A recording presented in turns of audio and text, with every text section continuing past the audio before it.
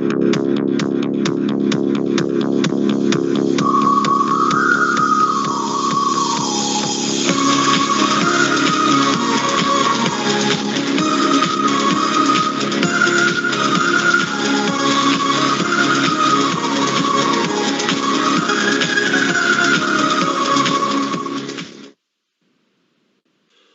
good evening and welcome to Rangers Radio. Join myself, Fox, here on the panel tonight is the one and only Bridgeman and the legend, yes, the legend, that is Port Bear.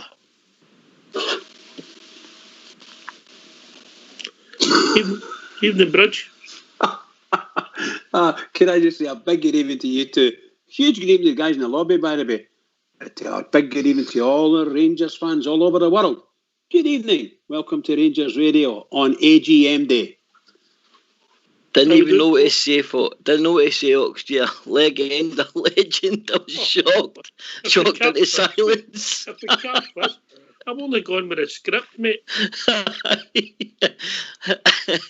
You'll fell off my chair. No, I'm fine, mate. I'll tell you what, mate, just for the record, if the dwarfs are looking for grumpies, here be us in the background, that felt. Somebody's pissing his cornflakes this morning, isn't it? Somebody's pissing his cornflakes. No, what's your language? That's shocking, by the way. Swearing it. That's shocking, swearing in the show. My apologies. Well, a nice quiet day in the Rangers world, Right, how are you, Bridge? We'll come back to Port Bear in a minute. How are you? Oh, I'm very well, pal, thank you. Very well indeed. Thoroughly enjoyed our AGM today. It was very interesting. Some really good comments getting made. I don't think there's any of us shareholders could be unhappy with that. I'm sure we'll touch on that as the night progresses. Yeah. How are you, Port Bear, now you make an entrance, yeah? Show people you weren't dragged up. Yeah, very well, mate, very well. Obviously working hard and stuff. But interesting days, as a Bridgeman touched on. Enjoyed the Dundee United game, I've not spoke to any, so enjoyed a good hard-fought 2-1 victory. You're not going to get Rolls Royces every week. You know, sometimes you just need to get down there and get it done. Aye, these are the games, Oxdear, that make titles. I've always said that, you know, Walter Smith done this through the 9 in a row era. You know, when time to pull up your sleeves and get dirty, and that's what often the games that wins you titles, especially away from home at Tannadice. You know, last year we'd have probably lost that game, but there's a real belief in character in this team this year, Oxdear, that I've not seen. And then also Captain Marvellous, James Tavernier, you know, 17 goals, 14 assists, he's flying. Goldson shipping in with the goals. There's goals coming from all over the team, and it's just onwards and upwards. And then as Bridgeman touched on, we roll on to the AGM, and I think it was a great AGM last year. I really do. Hi, a lot of positives. I'm sure we'll touch on that, and obviously we'll get the game in one. Listen, we're just going to ask you, be patient. We'll tell you when we want callers this evening. We'll open the lines and we'll letting everybody know. Is that fair, Bridge? Once again, is that fair, Bridge? Last call for the Bridge. Is that fair, Port Bear? It's very fair, mate. That's fair. Busy night. Well, at this particular time, we have now been joined by Jenna Fife, the Rangers Radio goalie. So get yourself in mute, lads.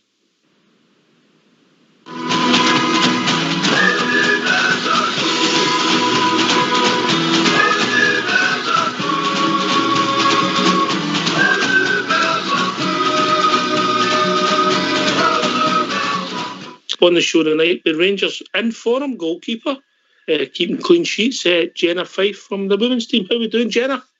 Hi, I'm good, thanks. How are you? Yeah, great. Well, before we start, I think it's only right we talk about Sunday's fabulous result when you beat the 13 times champions or the 12 times champions, Glasgow City. Yeah, I think it's 13 actually, but yeah, it was an unbelievable result, to be honest. We went in full of confidence because, you know, we know we're a good team and we've got a lot of respect for them. We know what they've done in the women's game and how good a team they are. And in recent years, they have been the team to beat. So we're fully confident we could beat them. But yeah, to beat them 5-0 was a bit of a shock. And to be honest, I thought every single player was unbelievable on the day. I watched the game and I thought your centre halves in front of you, yourself, with your distribution, some real positive play and spreading the play. You obviously played with the ball at your feet before. Yeah, definitely. I think that's how we want to play as a club as a whole, from the men's team all the way to the women's team. And, we're fully on board with that. And I think it helps so much to have the centre-halves I do in front of me, because they're excellent with the ball at their feet. And then, you've got your midfielders that are rotating all the time to get on the ball. So it just makes our job easier. And I personally love playing that way. So it really works well for us. Yeah, and I take it, I've seen the scenes on the television when you had finished. I enjoyed the game, and it looked a happy camp. Yeah, for sure. That, as I say, it was a massive result, and we were absolutely delighted. And it's put us top of the league at Christmas, which is always a bonus. Top of the league on goal difference, so there's still a long way to go in the league. But yeah, we're delighted with how the season's went so far. And again, to beat City in the manner we did, I thought it was brilliant. Yeah, and by the way, your play deserved it. He's by far the better team. I think so, yeah. We defended from the front the whole game. I thought the attacking players were unbelievable. They were clinical. We took our chances. And, I hardly had anything to do. So that's credit to, our forward players for pressing from the front. Our midfield and the back four were absolutely solid. So it was a pretty quiet day for me, which I wasn't expecting. Big marker set for the rest of the season? Yeah, for sure. I think, as I say, top of the league at Christmas, which is exciting, but we've still got a long way to go. We're looking to carry on this momentum that we've created for ourselves, and we're looking, it's going to start strong in January, hopefully again. Yeah, so I want to talk about yourself now, if that's okay with you, your journey and how you've ended up at Rangers. Yeah? Yeah, no worries. Sports obviously played a big part in your life. Football wasn't the only sport you were good at, eh? I played a few sports when I was younger, yeah. I enjoyed tennis, and I also played a bit of basketball, but football was always my main focus and always the one I loved the most, and I knew I wanted to carry that forward. Right. When you say football, would your first choice have been in goals? It wasn't when I was younger, no. I started off at my primary school team. I played outfield, and I moved on to club football, and I played at right back, which is my favourite position. But as I kind of grew up and our goalkeeper got injured on our team, so I volunteered to go in goals. I thought it was only going to be for one game, but ended up being the best decision of my life to stay in there. But I loved it, and I decided just to be a goalkeeper after that. People say that playing goals you need to be nuts. Have you got any of these traits? People do say that, yeah. Yeah, some people might say that. I'm not too sure, but I have met some goalkeepers that are nuts, to be fair. So you've started playing mixed football, yeah? Yeah, I did, yeah. Yeah. And then you've obviously women's football would just been starting to come to the fore like it is now, and maybe timing's everything. But so you've ended up in goal, and you've started your career with Hibs. Well, before that, you had obviously your youth team before that, yeah? Yeah, my first senior team was Hibs, so I joined Hibs at 16 as a goalkeeper. Okay. So yeah, that was exciting.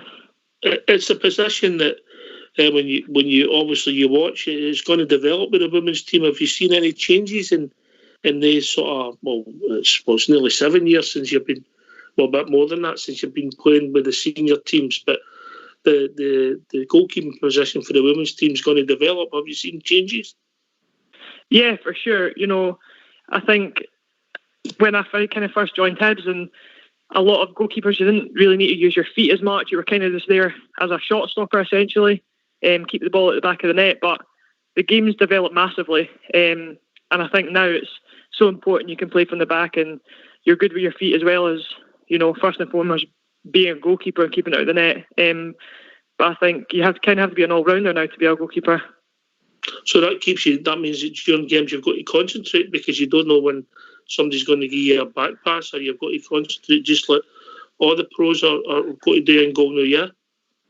Yeah, for sure. I mean, as I say, against City, I didn't really have a lot to do in terms of shot stopping, but I had plenty to do with my feet, and I think, it stimulates the brain the whole game, and it can be quite mentally draining sometimes. But it's so important to stay switched on in that sense. Yeah, obviously in a tight game, concentration is a big part. So you've started your career with Hibs. How did the Rangers thing come about? Was it something you fancied, a move, or was it the setup and what was happening at Rangers at the time that attracted you to the club? Yeah, it was last season, the end of last season. I loved my time at Hibs. It was brilliant, and we were a successful team. But Rangers come in with this offer of being full-time, a professional player, and it was something I couldn't turn down. It was something that Hibs weren't offering me at the time, and it really appealed to me that I can come in and train every day during the day and essentially be a full-time footballer. And that's what I kind of dreamed of since I was younger, since I fell in love with the game. And it was an offer I couldn't turn down, and it certainly delivered. So when you've arrived at Auchenhowie and you've seen the setup, obviously it's an inspiring place to go and work every day and train. It's incredible, yeah. I think every time you turn up to training, you have to appreciate what we've actually got here at the club. Not only the facilities, but the support we've got from every single person at the club.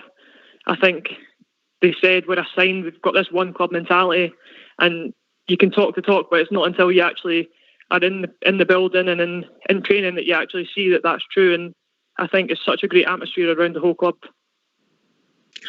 You, on a daily basis, you're a specialised position. Do you have your own goalkeeping coach that takes the women's side of it?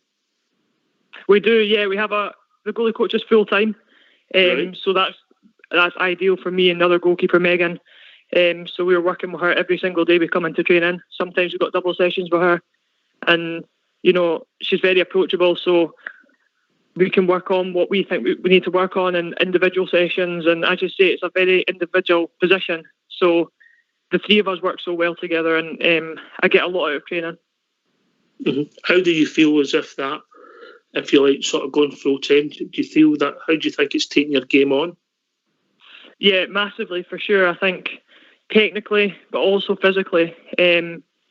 You're training in the gym more, you're training on the pitch more, you're learning a lot more, and I think the intensity of training and the players you've got around you is better as well. So I think every time I go into training, I feel like I'm learning so much and I'm developing so much as a player.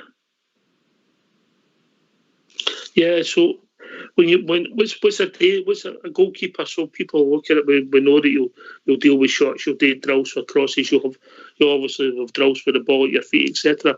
What's a normal day's training for you, Jenna? So we'll go in. We'll usually just go straight with the goalkeepers. We'll probably get about, depending on the session, 45 minutes with the goalie coach. So a lot of that, again, is just specialised stuff, crossing, shot stopping, and again, we have a lot of input on what we want to do and how we think what we need to improve on, stuff like that. So I think that's brilliant. And then after we'll go in with the team, and depending on what they're doing, might be shape or small-sided games or bigger games, but we'll do some 30 minutes with them as well. So we're kind of part of that at the end. Right, so what about the stuff with the ball at the feet and the movement for set pieces? Will you get involved with practice with that or coaching with that? Yeah, for sure. I think there's such specialised drills, and again, we'll have discussions with Nick, our goalie coach, on what aspect of the game we want to work on. We've got a kind of structure, depending on what day it is. So more when we go on a Saturday, it's a lot geared towards the game at the weekend. It's what we think the threats of the opposition are going to be and how we want to play against them, and we'll very much work on that as goalkeepers. But again, yeah, it just depends on the day, and then you come in on Tuesday and it's kind of what we want to work on and what we think we need to improve in our game and stuff like that. So again, it's very open, and I think that's massive in our improvement. But going back to Sunday's game, and you're playing on the television and things are coming to the fore with the ladies' game. You must this generation of women that are playing the game, who are, I'm not saying you're pioneers, but you're taking it to a different level. And people are starting to tune in, and we know that now that there's an interest that wasn't maybe there in our club 2 or 3 years ago. Do you feel that? Do you feel that there's momentum behind the whole women's game in the country? Yeah, for sure. I think growing up and maybe 10 years ago when I was playing football at youth level, I could never have dreamed of playing professionally, especially in Scotland. But even down in England, it wasn't even kind of professional at that time. So it's unbelievable to see how far the women's game's come. I think as well the World Cup, Scotland going to the World Cup was a turning point in Scottish football, and I think the interest grew from that as well. So, clubs like Rangers going full time is just going to boost the game even more. You mentioned Scotland then, you've got a few caps. You've been away on some trips, no local, some of your caps were won, so hopefully, is that your aim to establish yourself as the international number one? Yeah, for sure. I think as a goalkeeper, you always want to be playing and you always want to be number one.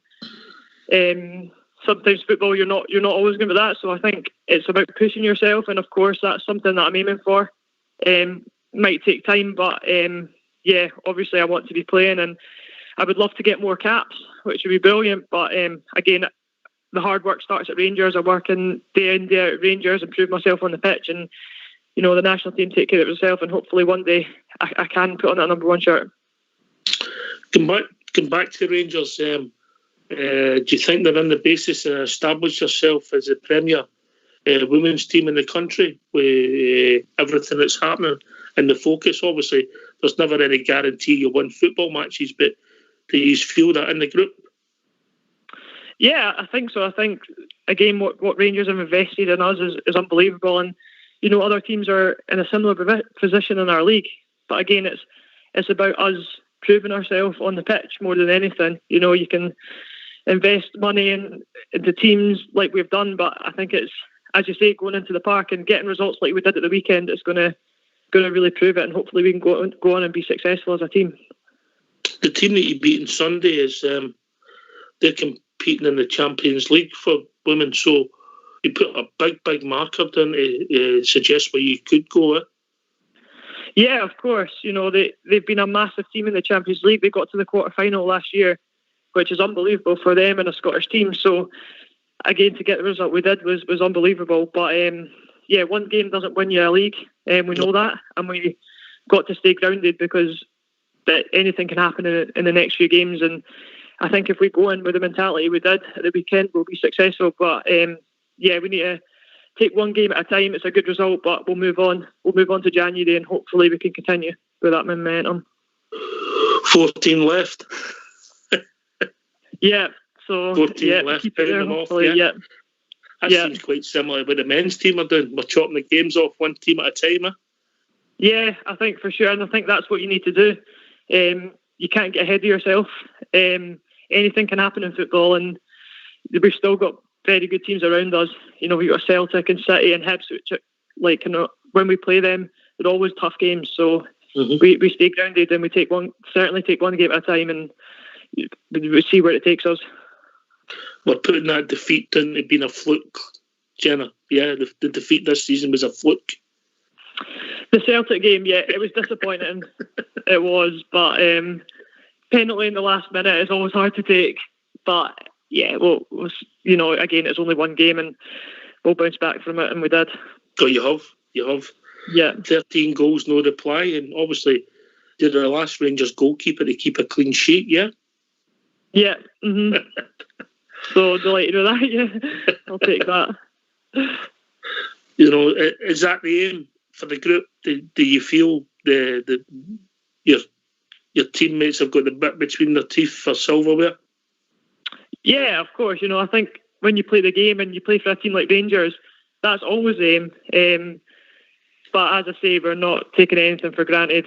We would love to win some silverware this season, and of course that's the aim. And we've got the potential in the squad, but potential's not enough. We need to, again, go and prove that in the team and go and prove that in games coming up. And as I say, I keep mentioning it, but we need to take one game at a time and not get too ahead of ourselves. We had Malky on a couple of weeks ago, who's had a good tale to tell about his own career, and we enjoyed having him on. But he seemed as if he was a character, good to work for.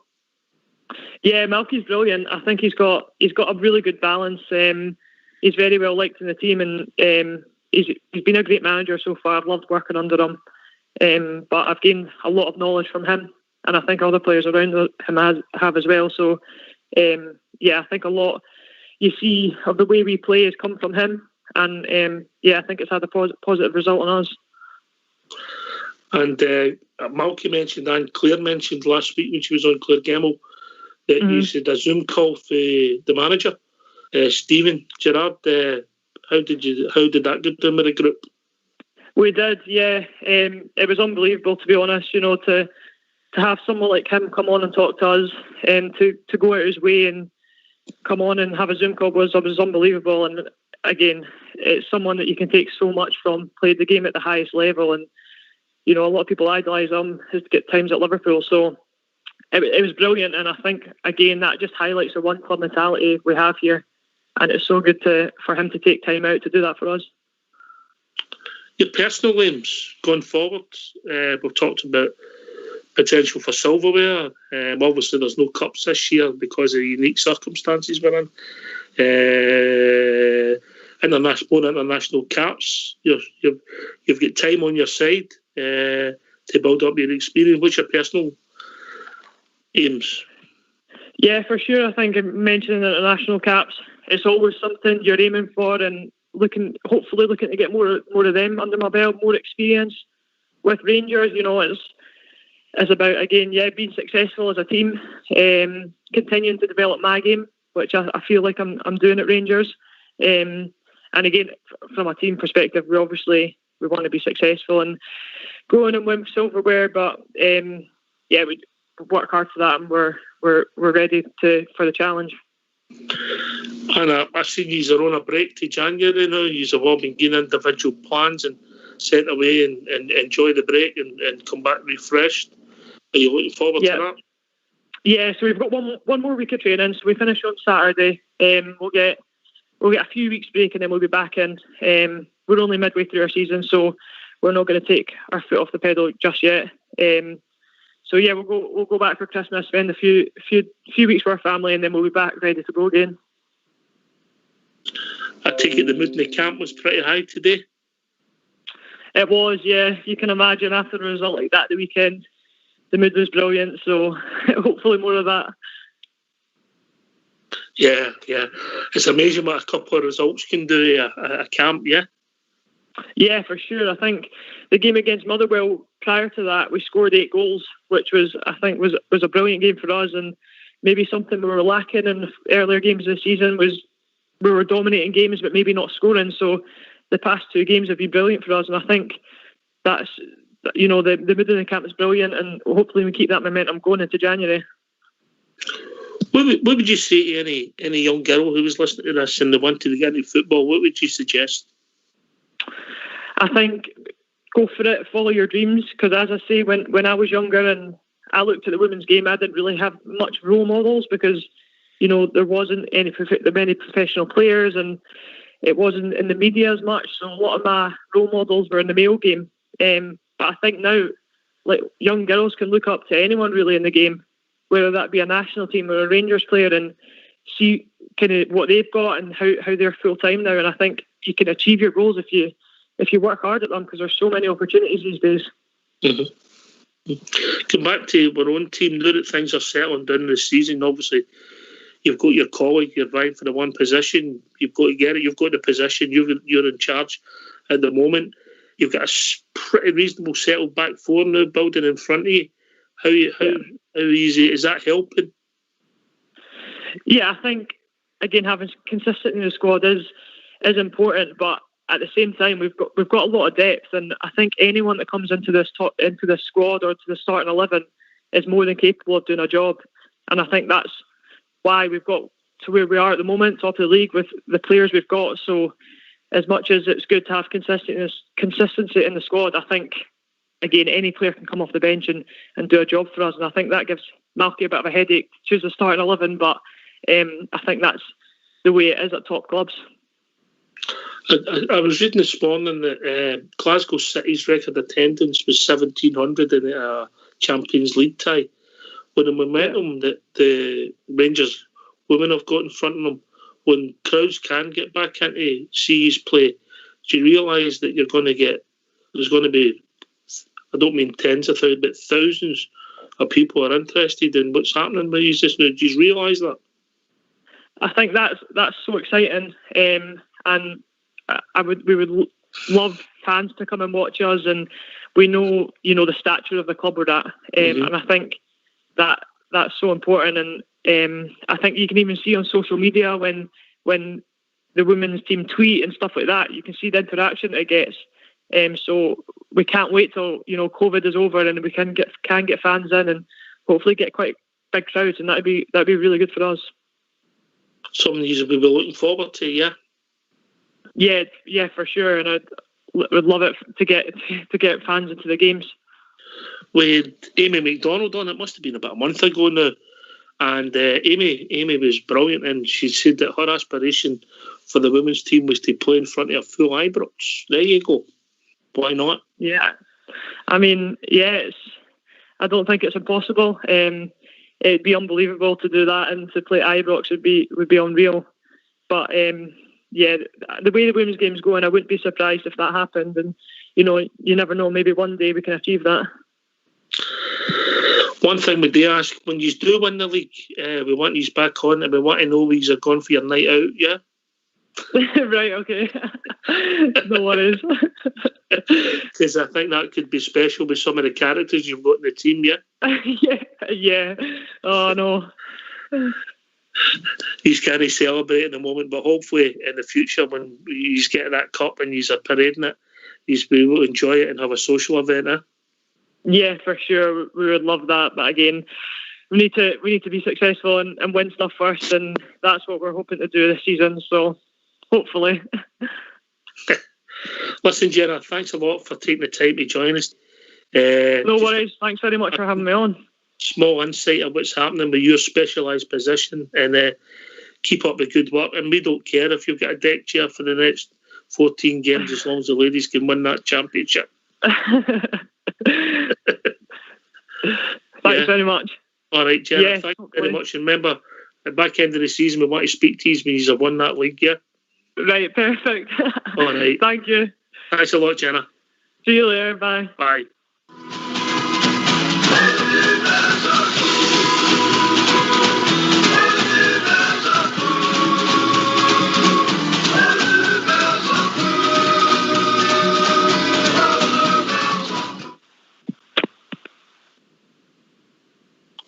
Gentlemen. Very well done, Oxshire. Well done, mate. Well done, Oxshire. Very good. Very good interview, yes. Sounded very good. And another great ambassador for the club. Young Jenna in goal, plays in goal. Doing well for the club and obviously hoping to get success. They're going from strength to strength, poor pair. It seems to be a trait that's filtering through our club, Oxshire. You know, a mentality, a momentum shift.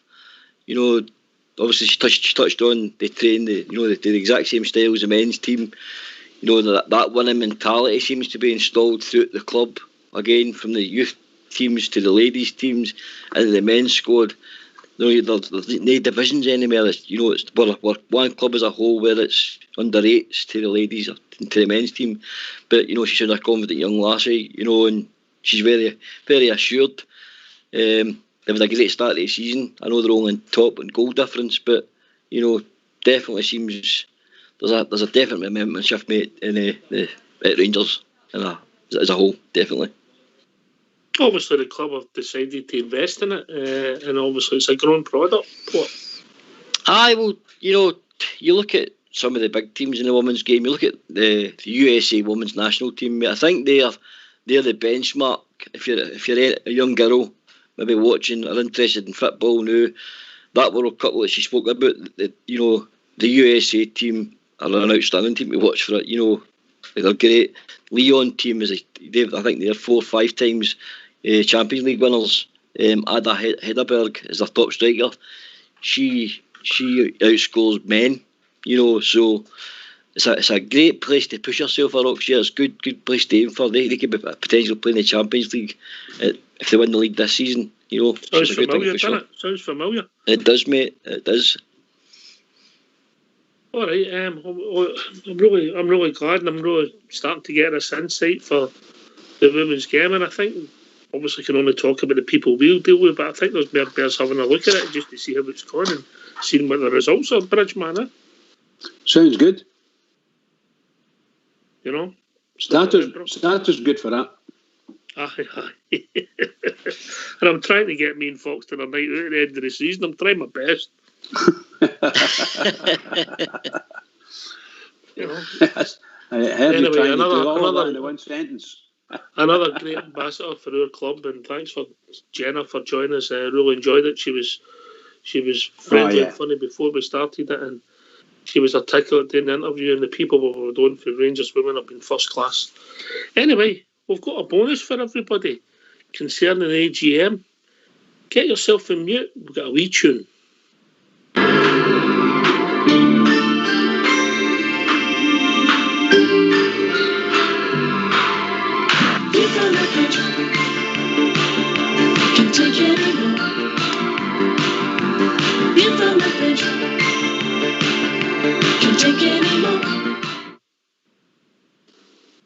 Well, what can I say? Good evening again, and welcome to A View from the Bridge, based on the AGM. Much was said during the AGM, and I've selected a few wee paragraphs, and hopefully you'll enjoy listening to a repeat of what's been said, and I might give a comment here and there as well. Maybe you might enjoy it.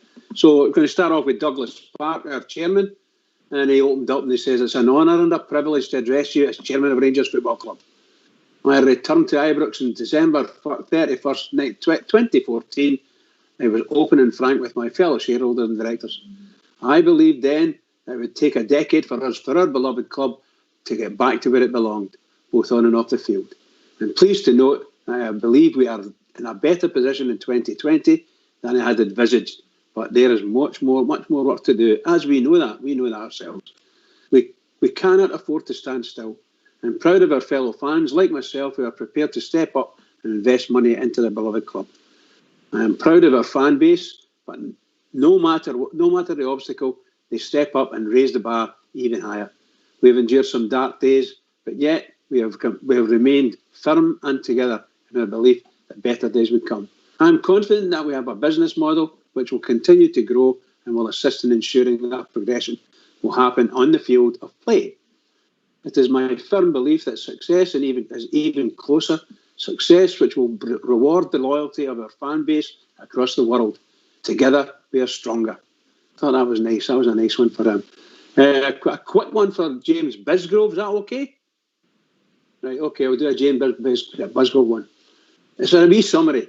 He said, "I'd like to convey my personal thanks to our shareholders and the RAFC board for their phenomenal support and emphasise again huge gratitude to the Rangers support, who are backing the club to the hilt in so many different ways in fantastic numbers. Right across the season tickets, RTV, MyJers, hospitality, and the new retail deal. We are delighted to be placing further foundations ahead of our 150th year anniversary celebrations in 21-22 and continue rapid progress with plans for Edmondson House, which I know Stuart will touch on his address. I am immensely proud of what the commercial and marketing department has achieved in the last year, and it's a credit to the talented and committed small team of people who are all striving collectively to move Rangers forward. Thank you, James." Next one's from John Bennett. This is quite a wee small paragraph here. He reminds us that there's two numbers that are very, very important to him and all his colleagues on the board, and I think to everyone associated with Rangers. And the numbers are 55 and 150. When we celebrate 150, we'll celebrate well, and we would like to think along the lines of those projects to help us celebrate.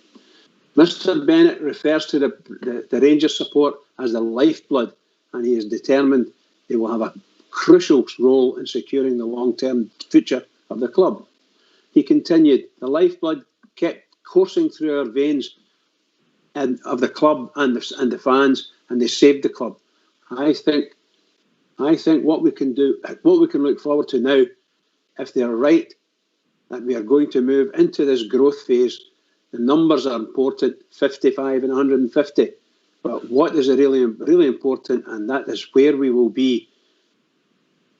Where we'll be asking the fans and inviting the fans to join in, as so many ways, is to future-proof this club for the next 150. That's really important to the board, and you can talk to Douglas and all the boardroom colleagues. It is really important, given that this club has gone through through that. We do everything we can to future-proof this for the next 150. That was nice, that one. Managing Director Stuart Robertson has been discussing and talking about the Ibrox disaster, which is close to my heart, and everybody's for that matter, but particularly mine. Stuart Robertson has today been discussing how Rangers will mark the upcoming 50th anniversary of the Ibrox disaster. COVID-19 and the restrictions attached to that mean that the club will not be able to commemorate this day in the manner they would have liked to. However, he is determined that the club will do its utmost to ensure the darkest day in the club's history is remembered as best as possible.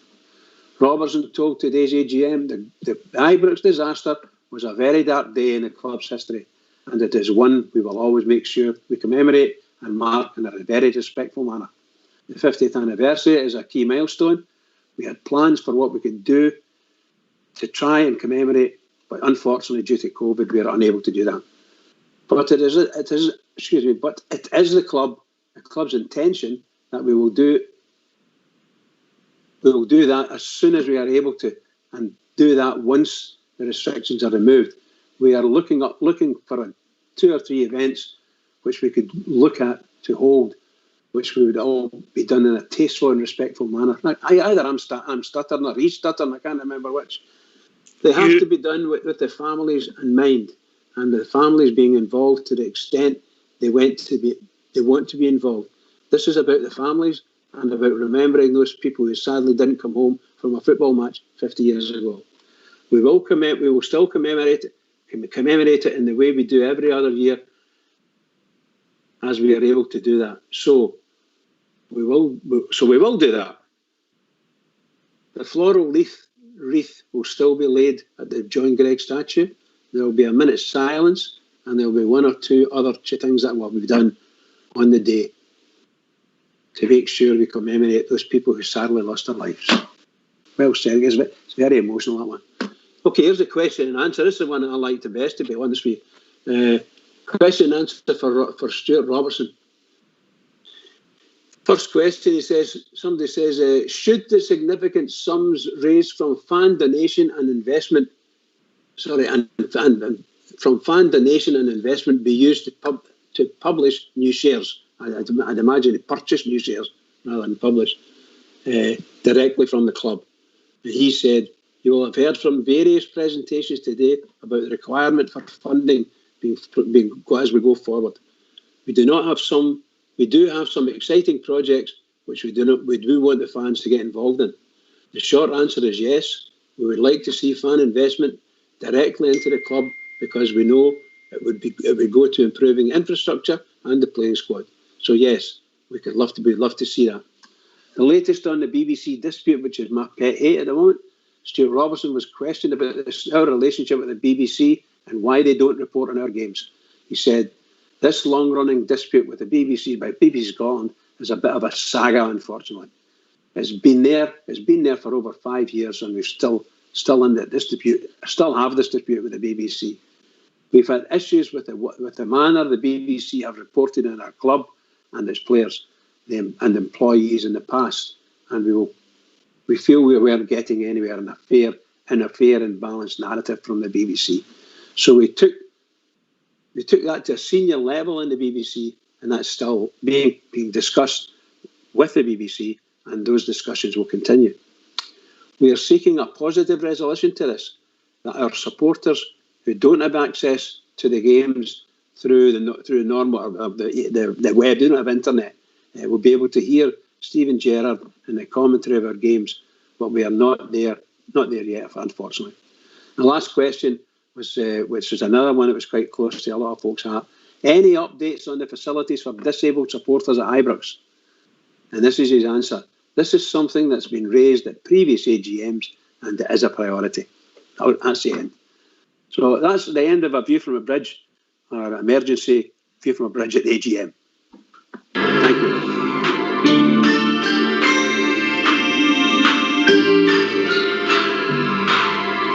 View from a bridge. Can't take anymore. View from a bridge. Can't take anymore. In the dressing room, did you pick up Fox's teeth by any chance? No, I did not. Maybe I could have. I get. When I start reading about the Irish disaster, check your text. Check your phone, mate. You've got a text, mate. What's happened? Just check your phone. You're bringing me again. Mate. Your thoughts, mate? Aye, I liked but Bridge. Well done, Bridge. I was could be interviewer, mate. Could be view from the bridge as always. What I think, Oxshire, it's pretty much what Bridgeman says is where Rangers are at the moment. They've certainly surpassed where I thought we would be as a Rangers fan in a short time since Steven Gerrard's come in. Even that time, from then, I still think we're well ahead of where I thought we would be. The thing John Bennett said about the fans being basically the lifeblood of the club, couldn't agree anymore, mate. I think the fans, every time we set a bar, our fans smash through it every single time. And where I'll touch on with that is regarding the Castor deal, Oxshire, James Bisgrove's dealings he's had with the marketing, getting the extra sponsorships and stuff. Before you can you pass me that? Sorry, mate. Over.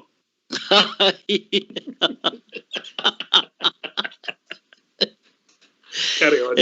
Something that was mentioned today in the AGM was the 4 pillars of the club, mate, and it seems to be a narrative that they're using, and they basically used, obviously for income, etc., was the fans, European, runs, players in and out, and commercial deals.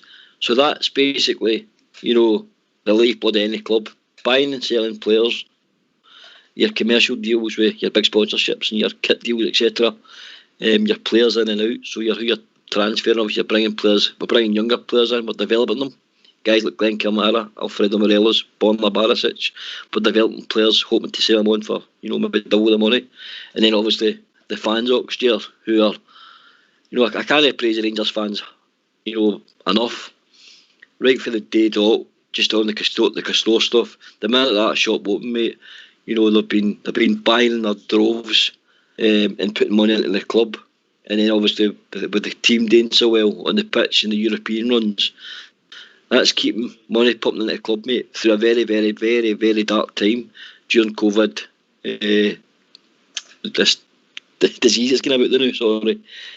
So while this COVID's going on, mate, our European runs are helping pump money into the club, and that's the best way forward. I think we've got a good platform for how Rangers are doing right now. Can I ask? There's figures getting put about on the forum here saying Castors have published something like over 200,000 articles sold by Castor in relation to Rangers. Is that true? That was way back. Aye. I reckon that was about August. August time, right? I'm just the one of the boys that put it in the lobby, and I wasn't sure whether it was true or not. I think there must have been the 200,000 came to this house. Brilliant. It's got the imagination. Port, you deal with younger folk. You've got younger family. You've also you're a relatively young man yourself, and then you've got guys like Fox who's bought some gears for it because it's smart and it's quality gear. It's what we were asking for. We know there was hiccups. We know there was problems, but in the circumstances, it was a 9.5 out of 10.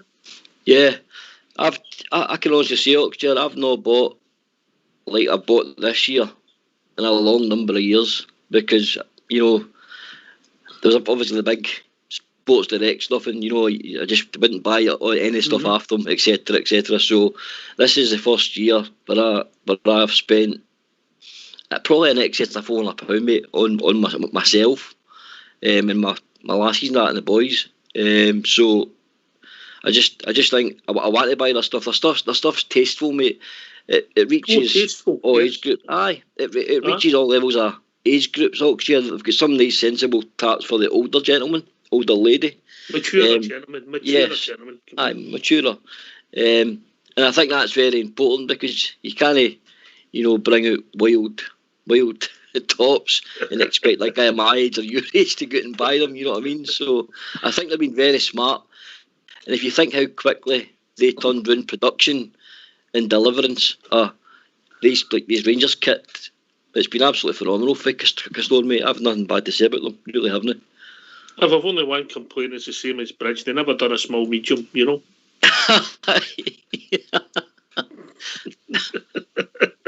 Well said, pal, well said. That's a very good one. But no, it's obviously they'll be getting interest on their site. Come on, let's be really honest about it. 6-7 months ago, you'd be lucky if there was 1% of your support knew about Castore Bridge, if that. There's a lot of truth in what you're saying there, I have just take my hat off to everybody. I think all the Rangers fans who have been involved in any of this has been nothing short of fabulous. Just fabulous. What they've done is they've consumed as much of their materials that came in through Castore in a short space of time. And most of the things that they were moaning about was initially was that there wasn't enough stock. Just wasn't enough stock. As Ox said, looking for a small medium, something like that, and they couldn't get it. But their online sales were out going through the roof as well. So well done to Castore. And I believe that all the issues, all the stupid issues of poor quality and things like that have all been seen to and sorted, I hope. And as they go forward, they will go forward with a massive amount of sales. Massive amount. Go on the Rangers, keep it going. Obviously, we've done that sponsorship deal with that Molten Brown port bear. Is there any truth that down in your part of the world they called it Brown and Molten?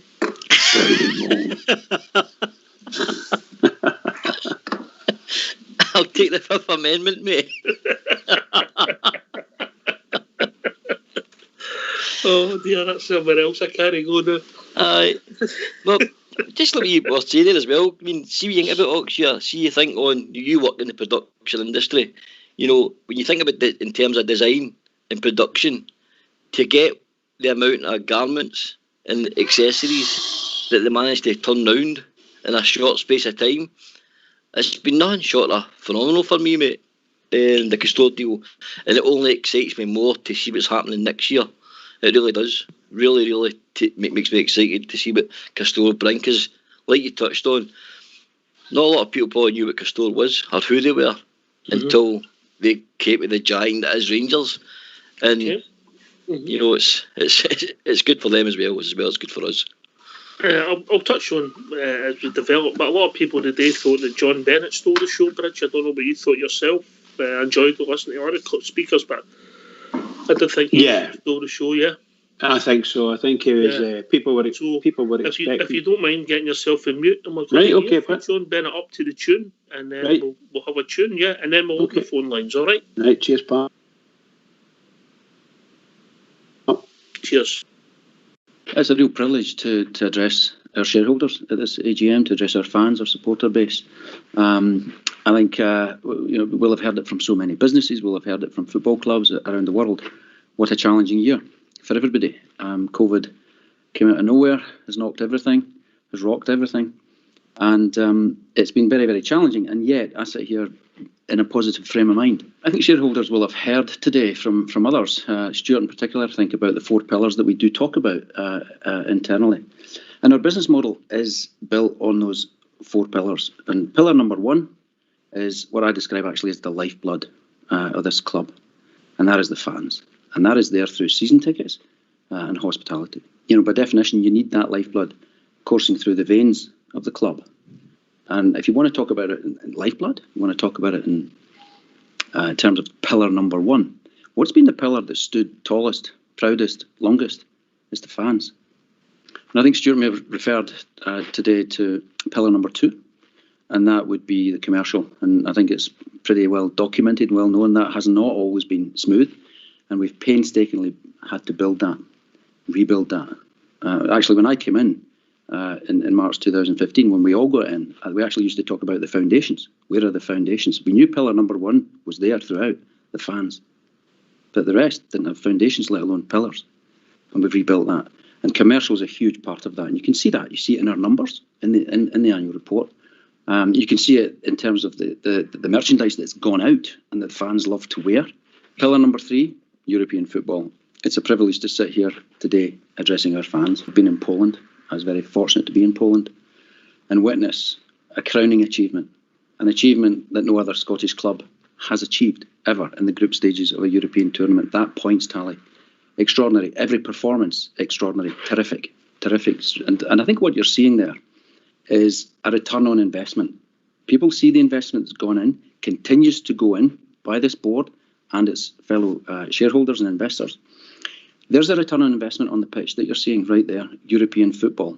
It's also a financial return, clear financial return to the club. I think shareholders will have seen the number north of £20 million last year from our achievements last season. Clearly, this season gets hit by COVID, by behind closed doors. Clearly it does, and that's a major hit to the profit and loss account of the business. But on the pitch, what a return on investment. And I think it's clear for all to see the progression on the pitch in European football.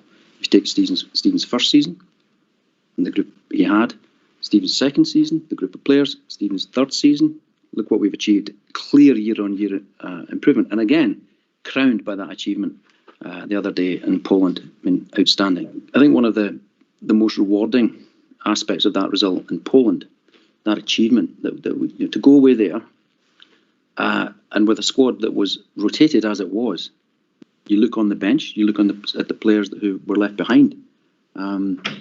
That is strength and depth, and that comes from investment. Well, I talked about the 3 pillars, or 3 of the 4 pillars, and the 4th one is not yet erect, not yet standing, but it's being built painstakingly led by Ross Wilson and his team, and that is, of course, player trading. And it's called trading because it's purchasing and selling. And the second bit is integral to our model as well. And I think and many people have actually commented on that in around the annual report. It's quite clear that is the 4th pillar. It is being built. If you look at our monetizable assets, if you put it in that way, in terms of the players, there's certainly a lot higher value, and there's been numbers thrown around, but I can tell you this, I don't think anyone would dispute that it's an awful lot higher than what we're carrying it in our balance sheet.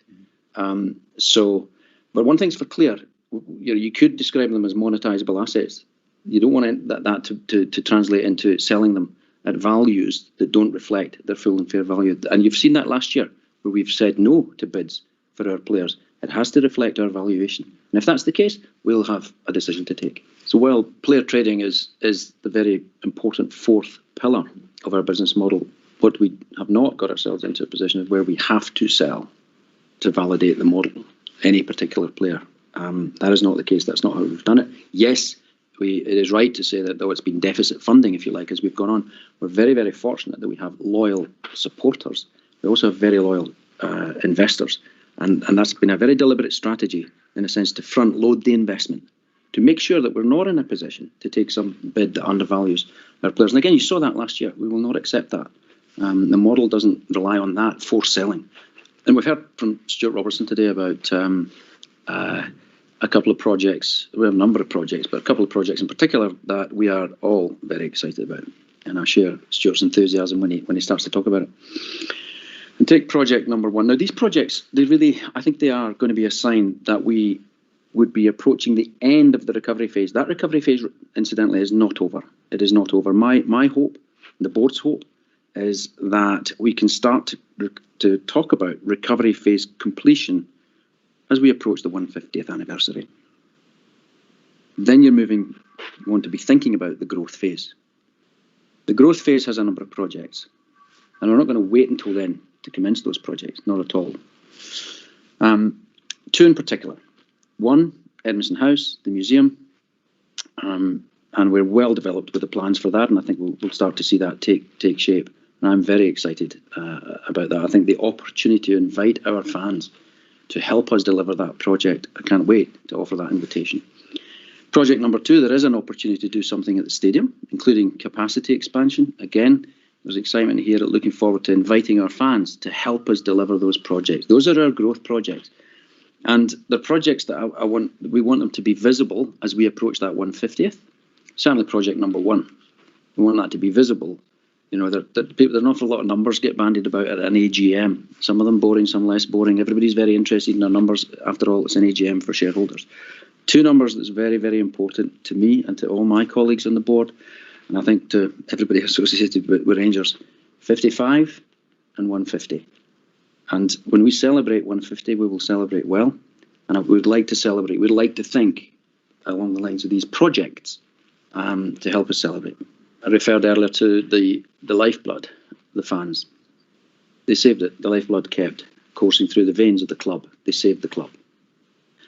And I think what we look forward to now is, if we are right that we're going to move into this growth phase, if you like, the numbers that are important, 55, 150. But what's really important, and this is where we will be asking the fans and inviting the fans to join us in so many ways, let's future-proof this club for the next 150. That's really important to the board. You talk to Douglas, you talk to all of your boardroom colleagues. It's really important, given what this went through, what this club was put through. Let's do everything we can to future-proof this for the next 150. Then I think we've done our job. 2 themes that I'm hoping that shareholders have picked up, a number of themes from this AGM, shareholders and fans. And 2 that I think are key. 1, alignment, and the other, sustainability, and we've talked about that. I come back to alignment, and you walk through the club. You talk to Amy, women's football. You talk to Connell at the charity. You talk to Craig, the academy. You talk to Ross Wilson, Stuart. You talk to the manager. That's when it hits you about alignment. That's when you see alignment being lived. You can talk about words, but you see it lived and breathed. And that's what you're seeing now at Rangers. Everybody facing in the same direction, totally aligned. Shareholders and everyone else I've just talked about. So every stakeholder, everybody is facing in the same direction. And Ross talks about a one club ethos. It's not just some sort of phrase. You see it living and breathing when you talk to everybody in the club. There's obviously been a lot of talk about fan ownership at Rangers, and I can give my perspective on that. And I've said this to my colleagues as well. When you look around that board table, fan ownership, when you think of other investors in the club, that could be Stuart Gibson and others in Asia, it could be George Latham here in Scotland, it could be George Taylor, and many other investors. Loyal fans, loyal shareholders, the very embodiment of fan ownership. Actually, somebody said to me that the other day in Poland, I've done a bit of analysis, and I reckon 95% of this club is owned by its fans. And I said, thanks for that. I don't think we needed the analysis. I think you know that. But sometimes when you think that I don't need the analysis, and sometimes it's, well, I just take it as a given. Maybe you forget it, but that's the case. And there's also quite a lot of talk at the moment about fan ownership and investment, etc. Clearly, and everybody can see the funding gap. It's there in the annual report. Clearly, there will be more capital raising coming. And I've been asked the question about Club 1872 participating in that. Is that what we'd like? Of course, that's what we'd like. Absolutely.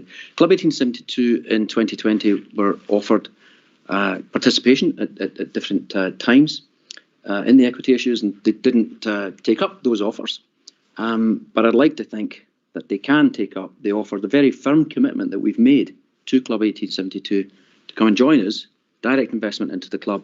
And we've made that commitment at a set price for the first half of 2021. And as far as I'm concerned, they can have as much as they can raise if they would like to take up that offer.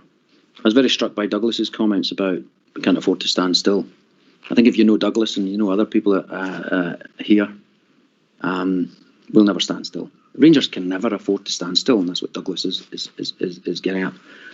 And we talk about, well, we'd like to think the recovery phase is coming to a completion, but it doesn't mean you stop. You can't stop. You have to go for growth. You have to go for winning. That takes investment. Everything we've got in mind takes investment, even just to finish the recovery phase. As you can see from the annual report, substantial investment is required. We need absolutely every shareholder to stay aligned and help us deliver. I think I'm right in saying that since March 2015, the current group of investors have invested around £65 million and rising. And in recent days and weeks, the chairman, Julian Woldhard, myself, and Alistair have all invested further. We've recently been joined by, I'm happy to say, by 3 successful Scottish businessmen here in Scotland. So, again, it's a broad and broadening church. But if you look at that group of investors and what they've committed and continue to commit, it's very, very sizable. And in closing, what I'd like to reiterate are the 2 key themes for me, and we talk about it a lot as a board: alignment and sustainability, and moving from that recovery phase to a sustainable phase, requiring the 4 pillars to be standing strong, aligned, and supporting that business model. A crucial message. And I've already said that that numbers are important. Of course they're important. We're very focused on them. But 2 numbers in particular, this board is very focused on, this club is very focused on: 55 and 150. And again, the next 150. You stay aligned, you invest, and you focus on winning. 55, delivering. 150, the next 150.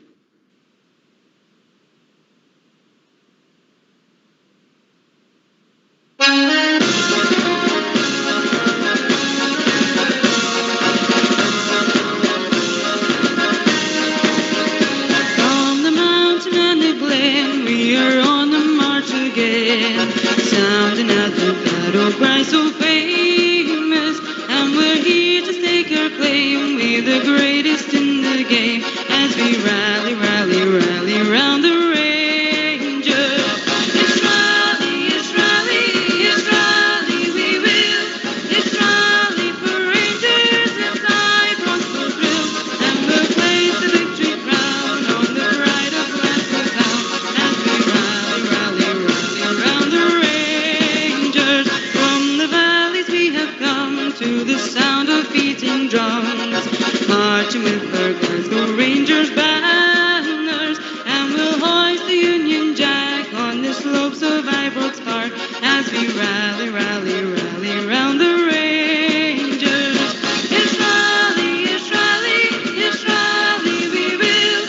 It's rally for Rangers, it's Ibrox will thrill, and we'll place the victory crown on the pride of Glasgow town as we rally, rally, rally round the Rangers.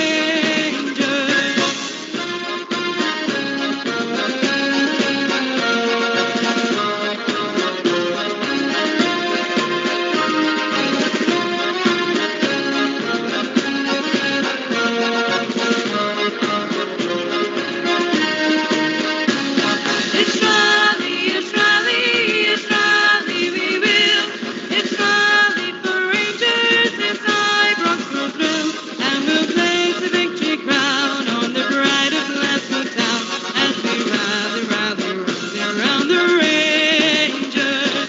It's rally, it's rally, it's rally, we will.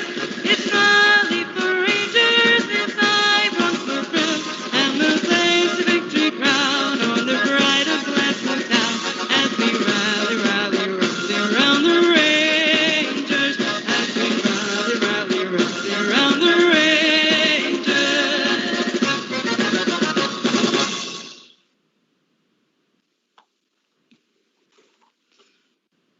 You back, gentlemen? Yes, mate, yes. Indeed, yes. Yes. As we rally, rally, rally round the Ranger. That's exactly what AGM was about, wasn't it? Rallying the troops. I think that was the point that John Bennett was making. There's a lot of opportunities, and we have to keep our.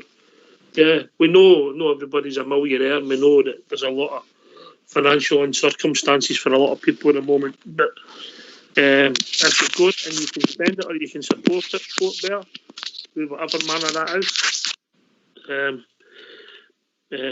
Shares, my shares, strips, merchandise, Molten Brown, tickets for the match, season tickets, whatever you can do, whatever you can afford. We're all part of that number 1 pillar. Great analogy for me. Aye, it's something I picked up on, mate, but I was reading, catching up on for today's AGM before the show, and just hearing the guy going through the 4 pillars there, mate, for me, almost a wee sort of hairs the back of my neck standing, because I'm so proud of our club right now and so proud of the board. This was a wee bit of negative balance on our sheets and our paperwork, mate. But if you think about it, you spoke about it, my Jers tickets, the commercial season ticket holders and all them who've all spent the blue pound, and driving your club forward to a place where we want to be. And in my opinion, that is to be sustainable club, self-sustainable, not having to be forced to sell players. And we showed that last year with Alfredo. I don't think we are, mate, at the moment. But no, obviously we made a loss, and we're going to make a loss because of COVID, and we never sold any assets. But the balance sheet's fine. Yeah. You read the balance sheet, there's a lot of positivity in it, unlike certain other clubs, that forfeits, who have started really looking at it. Yeah. Mate. Well, look at it. We're in a position now, Oxjare, where, we're a big club. We're going places. We're, in the last 82 in Europe, so all of a sudden, for becoming, your Scottish TV screens, where you're just watching domestic. Rangers are back on the European scene again, mate. So as investment comes in players, we move into Champions League level again. Investment goes up. You get to the Champions League, you get better players. And unfortunately, guys like Borna Barisic, I'm just using examples here, mate. Alfredo Morelos, fans' favourites, James Tavernier. They might have to go, mate. Yeah, they may have to go, mate. Yep. Listen, note for Mrs. Bridge. After last night, don't give him any of that look at Shade Sport after 8:30. Keeps him up all night.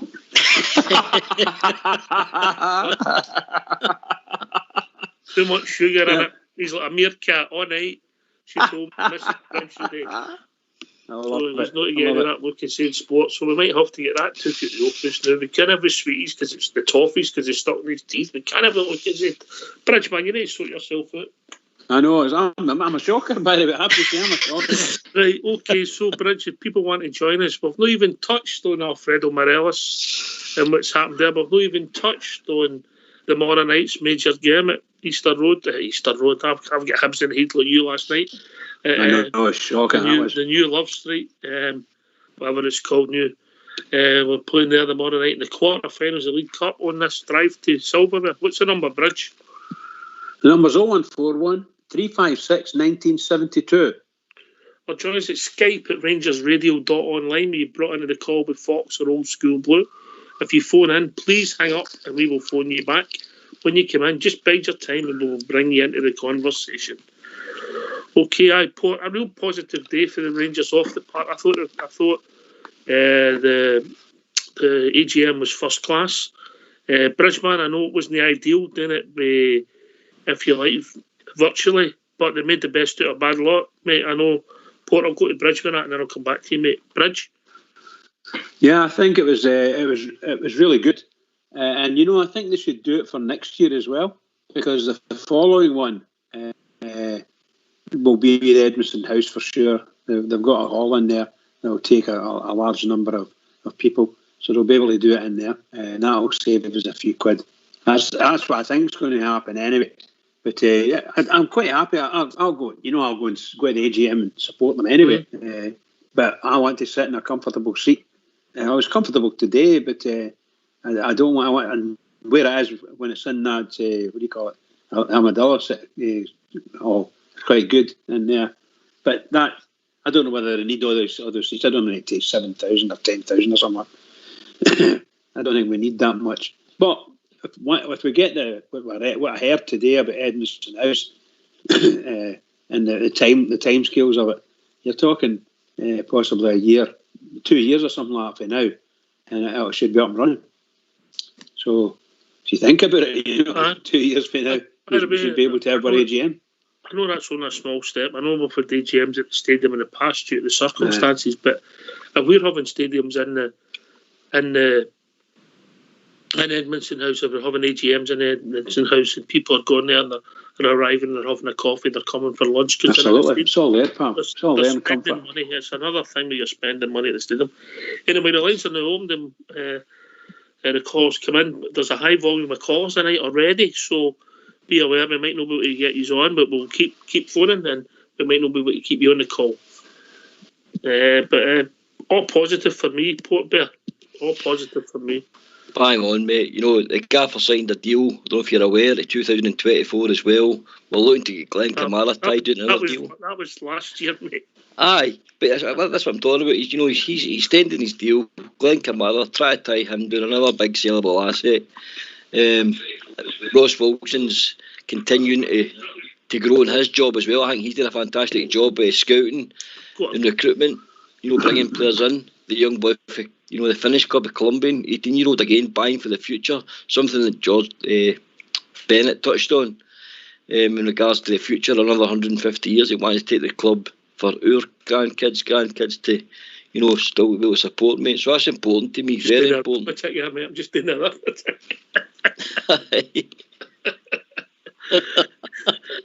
Right, you're ready to go to their granny's 30th year grandkids. Anyway, we'll be joined by Jim from Paisley. Evening, Jim. Yeah, good evening. Good evening, guys. Listen, the AGM idea, I thought there was a lot to take in with different points of view and different. I think it was fantastic. But I think I'd like to bring up was the 50-year anniversary coming up on the 2nd of January. Mm-hmm. And I was at that game, and I was a 14-year-old boy standing behind the goal in the Rangers end, and I went out the Emerson Drive that day, that staircase, and firstly for me. But if you don't mind me saying this, I don't know if it's up for us, but I think, see the Coleman Road stand, I think you should call it Stand 66 after the 50th anniversary. I don't know if there's much to say about that, or no. It wouldn't be something I would be against. I don't think anybody would be against that, you know, or some kind of lounge in Ibrox. But I think whatever the day, Jim, and I think they mentioned it today, whatever they're doing, they're in talks with the families of them that passed away, and some of them will want, some of them will want it, some of them won't. It'll be very emotive, mate, you know. But I'm glad you mentioned it, and I'm also glad that you took the positive at the AGM today, because I thought it was maybe the best AGM we've had in a generation, mate, if I'm being honest. Yes, I agree with that, also. I was also another thing I'd like to point out. There was a mention of the Dave King shares. No. Where they were getting... Oh, because it has... There was no mention. I know, but I know he was talking about people are committing money to the club and all that, and then you think of the 18... Well, I don't like to do this road, but the 1872, if they needed more commitment for other shareholders, and I was just wondering how 1872 could possibly... I'm sure we'll hear from 1872. I believe they did a statement out tonight, but I don't want to talk about 18... that's right, absolutely. I didn't know why I bring it up, but just because there was other things that were made after the AGM. Your point's valid, Jim, but I don't want to turn our discussions on the AGM about... Absolutely, aye. But I thought I had to bring it up because there was a lot of things going through my head today, Jerry. You know, after watching the AGM. It was a fantastic AGM. I thought it was fantastic. And I was delighted. Played an interview for John Bennett there. He stole the show. He's a very articulate man. I know that the rest of the board and the executives aren't articulate, but he's explained to us the model, and we can see it all falling into place. And I thought it was really, really positive. Port Bear, that obviously there's 3 more Scottish businessmen involved, and that might be what we've seen in the last few days. The loans getting turned into equity, so that might be some more people involved, yeah? That's what I mean, mate. As your club continues to grow and we, develop for players and we get through into these competitions, last 32, last 16 in Europe and stuff, Champions League next year, we become a bigger asset in my opinion next year, because businessmen suddenly realise, hold on a minute, we're not just going to be stuck in Scotland. Rangers are a global institution that play throughout Europe now again, and they've put themselves back on the map again. So all of a sudden you become a big prospect for a guy with some money in his pocket. A fan, as John Bennett says, 95% he reckons the board are off fans anyway. So, that's fantastic. So they'll never stop spending, mate. And like you said, we can't afford to stand still for 1 minute, because as we're growing and the rate we're growing at, there'll be people throwing money at us next year. We won't be stuck again. We won't be stuck again, mate. Bridgeman, if we get it right, we are custodians for a generation of people, and then you want to hand on the club in a better state than you get it. That's your aim, innit? Oh, aye. And these guys have already surpassed anything we could have dreamt of, really. So you're speaking about still got some investment ready to come in, probably at the end of this season. It'll come in and go into next year's, and that's going to happen. But the whatever the loan, the way they're investing, whatever the loan is, that will be they'll create the shares for it over the season, next season, and get it consumed that way. And before you know it, it will be well quoted. I think what a lot of them were saying, and particularly Bennett, when he was speaking about shares and how he's offered or asked 1872 to get involved, and unfortunately they haven't done that. But that they're not the only people that want to buy Rangers shares, and that's for sure. There's people there. I'm really happy. What your words that say there, I would suggest it's the best share AGM I've heard in 10 years. There you go. Put it that way. I'm going further than that, Bridge. I'm saying it's a generation, mate. It could be a generation, but I would, in my experience, there could be a couple of really good AGMs, but that was superb today. So professional, everything. And it's just the message. It's the message, the positivity, the realism, and we're seeing it.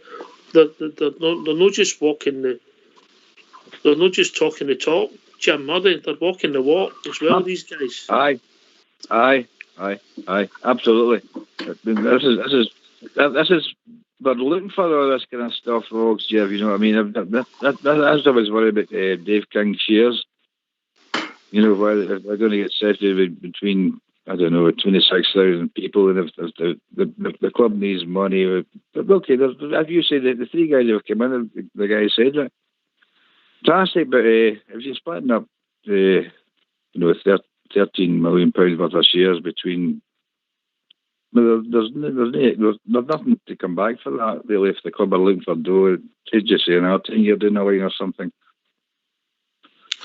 I know, mate. Listen, I've got my view on the Club 1872 model.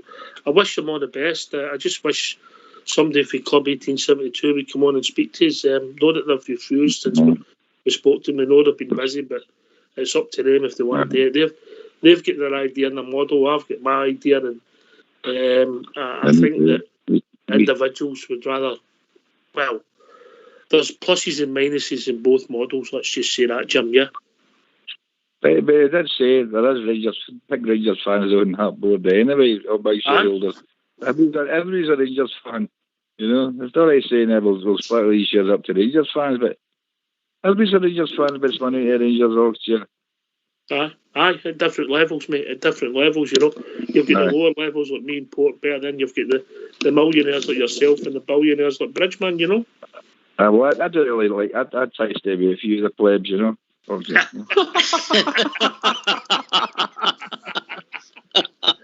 well said, John. Well said. All right. If people want to join us, what's the number? The number's 0141 356 1972. Our choice is Skype at RangersRadio.online. We were brought in a call with Fox and Old School Blue. If you phone in, hang up. And sorry, Jim, if you phone in, hang up. That's absolutely brilliant being a pleb, isn't it? Aye, you can come in and you can talk to Jim for Paisley. Tell us about it one day. If you can come in and talk to Jim for Paisley or any other three plebs that's on the show. Oh dear. Oh, some of the callers have hung up, so the lines aren't as busy now. So if you want to come and join us, the lines are open. Come in and join us. I maybe made a mistake saying the lines were busy at the start, but aye, all right. But aye, all positive, Mark. More positive, Port Bearer. Everything. Aye, you know, it was like another word they used, mate. Alignment. You know, when he walks into the Ibrox, or if it's up at Auchenhowie, if the club's aligned for obviously the board level doing through all the teams, the female goalkeepers on earlier on, she said the same thing, didn't she? She mentioned it on the opposite ends of the scale here. Rangers women's goalkeeper, John Bennett, a shareholder on the board, and she even reckoned the club was aligned on the same fashion throughout the club, and they can all feel it. The club's growing next year. The club's growing from strength to strength on a weekly basis. We've been joined for Mark for Cumbernauld. Evening, Mark. Right, lads, how we doing? All right, mate. How you doing, mate? Yes, it's just about this Morelos. Two games. He's out for now. Just when's he going to learn? It was a very I'll pass that to Portbear. He was a competitive midfielder who used his elbow once in his career. How you doing, Mark? I think it was pretty harsh, mate. For me it was an elbow. It was more a brush of the forearm. But it's nice to see Claire White coming out of retirement to the review panel at the SFA. Not heard of her for months and months and months, and all of a sudden Alfredo, a Rangers player, she comes out of retirement and hiding to punish him. I think it was a yellow card. And I get what you're saying. When's he going to learn? He's frustrated, mate. He's trying to. He needs a goal. You can see it. You can see in his game. Oxchair, the Bridgeman talk about it regular, in his face. He's a frustrated figure. We can all see it. Some of the chances the one he had against the Dinaid come right across him, and he's kicked fresh air. Alfredo last year buries at the top of the roof of the net, didn't he? So I just think it's unfair the way he was tried, mate. He was given a yellow card. That was the way the ref saw it, and it's a long while since she's punished anybody, Claire White. So I'd like to hear her reasons to why she decided. What I would say, which I get your point on Morelos. Morelos was silly. We're not defending that on here. No. What I will say to you, Mark, is getting back on that. If you think of the tackle that was made against him by the Dundee United centre half, that was a career-threatening tackle, and the gash in his leg, it was assault, and it was a red card all day long, and the referee missed it, and that went to the compliance officer, and they thought that was just unfortunate. Acceptable. So, listen, we're not defending Alfie for that rush of blood, mate. That's all we're saying. But he is getting treated different for anybody else, Mark. Thoughts? Aye. I think he is getting a wee bit. He's definitely getting treated a wee bit more harsher than everybody else. But your point about he has to learn, you're right, mate, because it is something that's you're no good to your teammates when you're sitting in the stand suspended, are you? No, you look at amateur level. It's just a team game. It's just. But listen, you say that, but we've all done it. Port Bear, Bridgeman, we've all done it, haven't we? Aye, 100%, mate, 100%. It's a rush of blood. It's it's one of it's instinct, isn't it? Sometimes striking defenders that there's a line there. A lot of people will turn around and try and defend Alfredo and say he's protecting himself because the big centre half's going to come through back of him, etc. But Alfredo's always been a physical player, Oxford. He's always made his presence felt. But that was a wee bit naughty, as I say, as you say. We're not defending it. But I would just like to understand, as you touched on, the mini tackles that have happened in the Scottish League in the last couple of seasons, and Claire White refuses to punish anybody. If a Rangers player's involved, she comes out of hiding, mate. I can't agree. I get your point. Jim, do you want to answer that, mate? Give your thoughts on. Aye. Here, listen, I've got a conspiracy theory regarding the Morelos forearm smash in the 12th minute of the game. I think the referees went back to the dressing room with his fourth official and his two, their linesmen there, whatever they call them now. But I think they said to him, getting his character in the dressing room, saying, "You've been an arsehole, big man. He should have been sent off." So I think all the credit we had in the bank went out in the second half. You can see that with the Golson tackle, or the rugby tackle in the second half. That was a penalty. So I think it's evened it up there. that makes sense to anybody? Aye. Alfredo got done with the BBC. He was done with the BBC again. I can 100%. I guarantee that. They looked at that game and they've ignored every other tackle that went on in that game. Every other tackle. Kent get barged to the ground 3 times. Should have been a penalty at least once. Unbelievable stuff. And they never commented on it. Not once. But I'll bet you they commented on Alfredo. And before you know it, they're all saying the same thing. That should have been a red. Did you watch it? I watched the tail end of it, yeah. You watched the BBC? I did. I watched that. Sorry. I did that, pal, yeah. But, I didn't see their comments or anything like that. I just watched the last part of our game. Listen, come and join us. We're going to 10:15 this evening because we've had a lot on. What's the number, Bridge? The number's 0141 356 1972. Or join us at Skype at RangersRadio.online. We brought in a call with Fox Old School Blue. If you phone in, hang up, we will phone you back. You come in, just hang on, we'll bring you into the conversation. Mark, I mean, I've got a different view for Bridget. The only person that was responsible for what happened on Sunday's Alfredo Morelos. He was silly, and I'm in your camp. He's got to learn. I would still pick him tomorrow night. I'd play him tomorrow night and then give him a rest against Motherwell and St Johnstone, get him ready for the big games coming up. Bridgeman, you're playing him he's suspended for tomorrow night. He's suspended for 2 nights. It starts on Saturday against Motherwell. Oh, Saturday, sorry, okay. So I would play him tomorrow night and then rest him for the Motherwell and St Johnstone game and have him ready for the Hibs at Murn and the big games coming up. I was sure, Ox, he was out for tomorrow. No, he's not for tomorrow, pal. It starts on the weekend. No? Starts on the weekend. I even think that's a bad thing, but obviously the league's more important than the League Cup. But would you prefer to get put down banned for tomorrow? I did definitely because different competition, Mark. The rules say that you get banned for the competition, you get sent off or suspended, and so he misses league. I heard it on the news tonight. They must have got it wrong in the news then, because they said that he was at the Mora and out on Saturday. Oh, wait a minute, he'll also miss the League Cup final against Murn and he's back against Dundee United. So he might not have played tomorrow night anyway, so he misses the Motherwell game. You're spot on, Mark, I read it wrong. Yeah, sorry, against Motherwell. He misses it at Murn. And then Sunday's game, aye. Oh, you're right. I was wrong. I read it wrong. Sorry, mate. You're right. And then he'll be back for the Perth game. By the way, you were also wrong about me and Port Bear. Port Bear was a dirty player. I was never a dirty player. I'll repeat myself. He got player of the season 1 year. He touched the ball 3 times the whole season. Never kicked a couple of people. Your statements say different.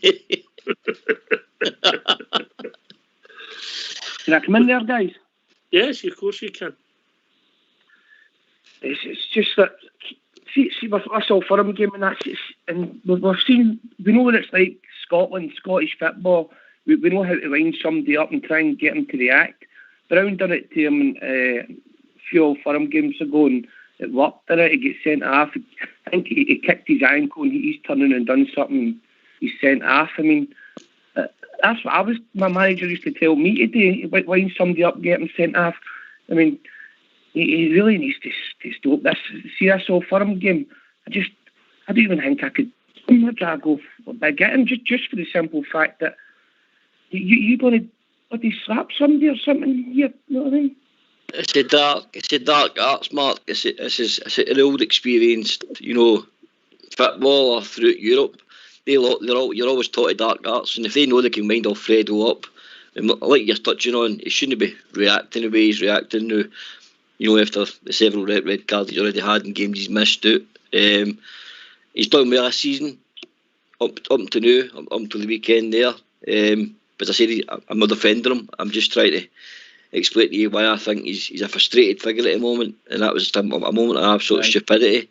But players know the dark arts, mate, and that they know they can get under his skin and wind him up. But he has to stop reacting. But I'll tell you, one positive spin on it, mate. Are you worried that Alfredo's not going to be in a team for 2 games? In particular, I'm not, because Kamal Roof and Ethan seem to do a decent job, and then you've got goals all over the team. So Alfredo better be careful. He'll end up finding himself in the stand more than he thinks. I loved it when last time they played against Scott Brown. He slapped him in the head. Funniest thing I've seen in football for years. Funniest thing I've seen in football. It was funny, Bridge, but if he'd have seen it, he'd have got a red card, I know. Yeah. Oh, yes, it's possible. All these things are possible. But that was hilarious for me. Absolutely hilarious. All right, Bridgeman, if people want to join us, what's the number? The number's 0141 356 1972. Or join us at Skype at RangersRadio.online. You brought into the call by Old School Blue and Fox. If you phone in, hang up, and we will phone you back. The lines aren't busy anymore. A lot of people are offering.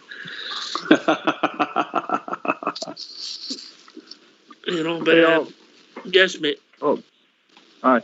Do you know something just for devilment? No, I mean, I've done there.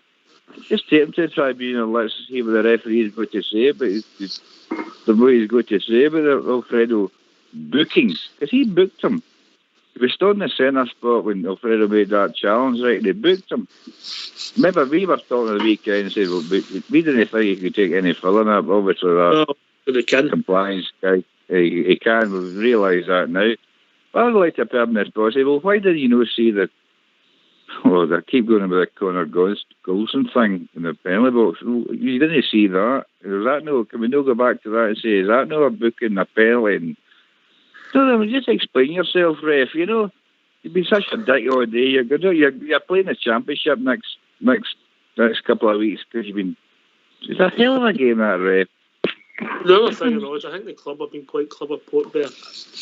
Potentially, Alfie might not have played tomorrow night. Yeah. Aye, I think. So they take that and then they say, right, okay. We're at Murraymoor on Saturday, and then the decks are clear for next week at Perth, yeah? Aye, 100%, mate. You probably would have found, we already know he's going to restart. Big Zungu face start tomorrow, so there is going to be a couple of changes. So he might not have played anyway, but it's not a point, is it? As Stuart Robinson said earlier on, Stuart Robinson mentioned the AGM today, I don't know if you heard that. He mentioned they're still trying to build bridges with the SFA, and maybe we are still getting treated different next year. But Stuart Robinson certainly still feels so. He still feels good about it. I think it was the BBC. He was building bridges with. Yep. But look, mate, I would have still liked the referee to stand up and just explain his whole performance that day. Well, I agree, Jim. Yourself after it. Anyway, Jimmy's a dreadful referee. That guy. He's a dreadful referee. Evening, Andy. Good evening, boys. Everybody okay? Andy.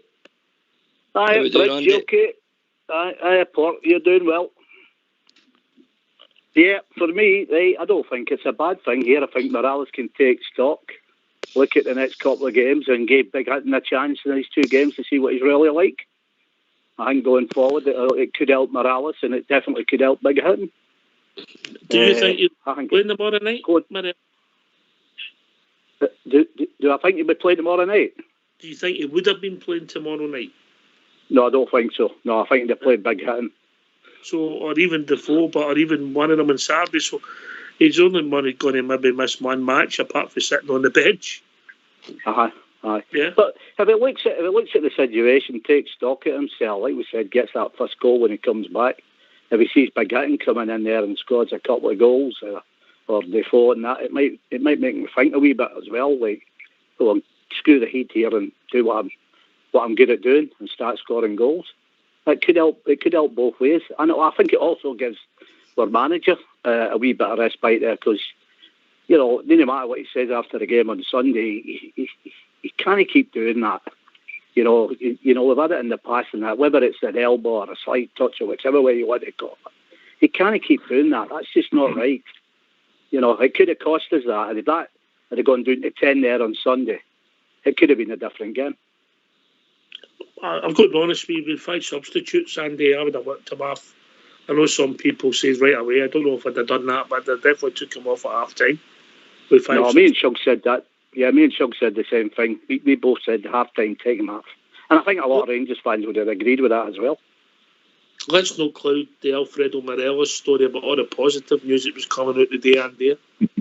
Oh, the news is fantastic. It makes me absolutely, proud to be a Rangers fan. Not that I've never been, but I think we've got the right guys in the right places here, and I think the one object is to put Rangers back where I believe, as thousands of other Rangers fans believe, we should be. We've suffered enough now. Now it's time for us to take our stand and go forward. And for me today, that's just fantastic. Just listen to them. You're talking like us, man, and we've not had that for years. And that you cannot. My chest pumped out here with that. I think great. I think we're going forward here now. And, we could just get this 55 and then it'll take off. Trophies will come. Like 2 buses coming at once, isn't it? They don't come forever and all of a sudden they all come in droves. Yeah. And I think we get this first trophy. I think it's going to happen.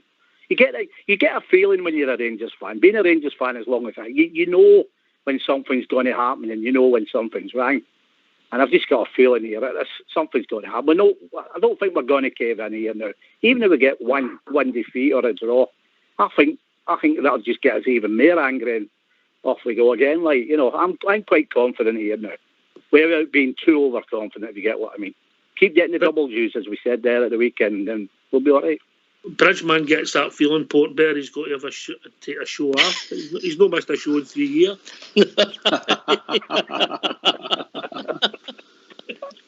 I'll tell you, I'm so looking forward to it. Lovely talk there, Andy. Well said, all the great words. But the truth of the matter is, the Bridgman's going for a 1-0 tomorrow night. Right? Surprise. And I'm happy. Because if we come away with a 1-0, that's touch through. That's all my Bridgman's looking for. Team to go out, do the business. 1-0 will do me fine. Young Mark, obviously you've come on with the Alfredo question. What did you make of all the positivity of the day, mate? I only seen John Bennett and Stuart Robertson. Only watched them. I didn't really get to. Can't really take it on. Just is it no your bag? Much for me. Your bag. It's a bit much for me. If I'm being honest, but it all sounds. I like Ross Wilson.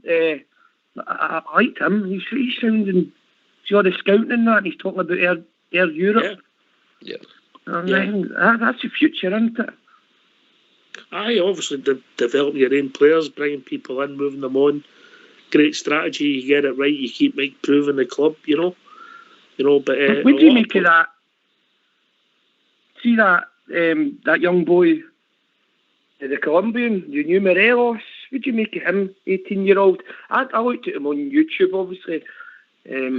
Well, I'm hearing he's no coming, mate. Because he was going on the plane. I heard he slapped 2 air hostesses when nobody was looking, and I'm not signing them. No, I believe it's a deal. It's done. Yeah, he'll be coming in January, mate. Yeah, we'll see him in January. But he's somebody. He's no Morelos. He's somebody we've bought for potential. Let's not heap pressure on the boy. He just happens to come from Colombia. He's just somebody at a market we've tapped into. Port Bear. Exactly, mate. Ross Wilson touched on it today. The AGM, he spoke about how our scouting networks went further. We tipped into Finnish market for Alfredo before, and we've done it again. Obviously, another Colombian national. I don't know, obviously, the scouting networks becoming like a worldwide thing now for Rangers, and that's what we're looking to do. Oxford, unearth a couple of rough diamonds and sell them on. Develop them, bring them through our first team, and put them on for big money. At the other end of it, mate, that's the sort of model we're going to have to go down. I don't think that's, belittling our club. I think that's just a model that's sensible. We invest in the team, we develop with players, and we move them on for, double, treble the money, whatever you can. But he's probably another wee gem, mate. That's what you're looking to do. Everyone in 3 signings, unearth a big gem. Yep. Good teams full of gems. If people want to join us, we're going to 10:15 tonight. What's the number, Port? 0141 356 1972. or joins at Skype at RangersRadio.online.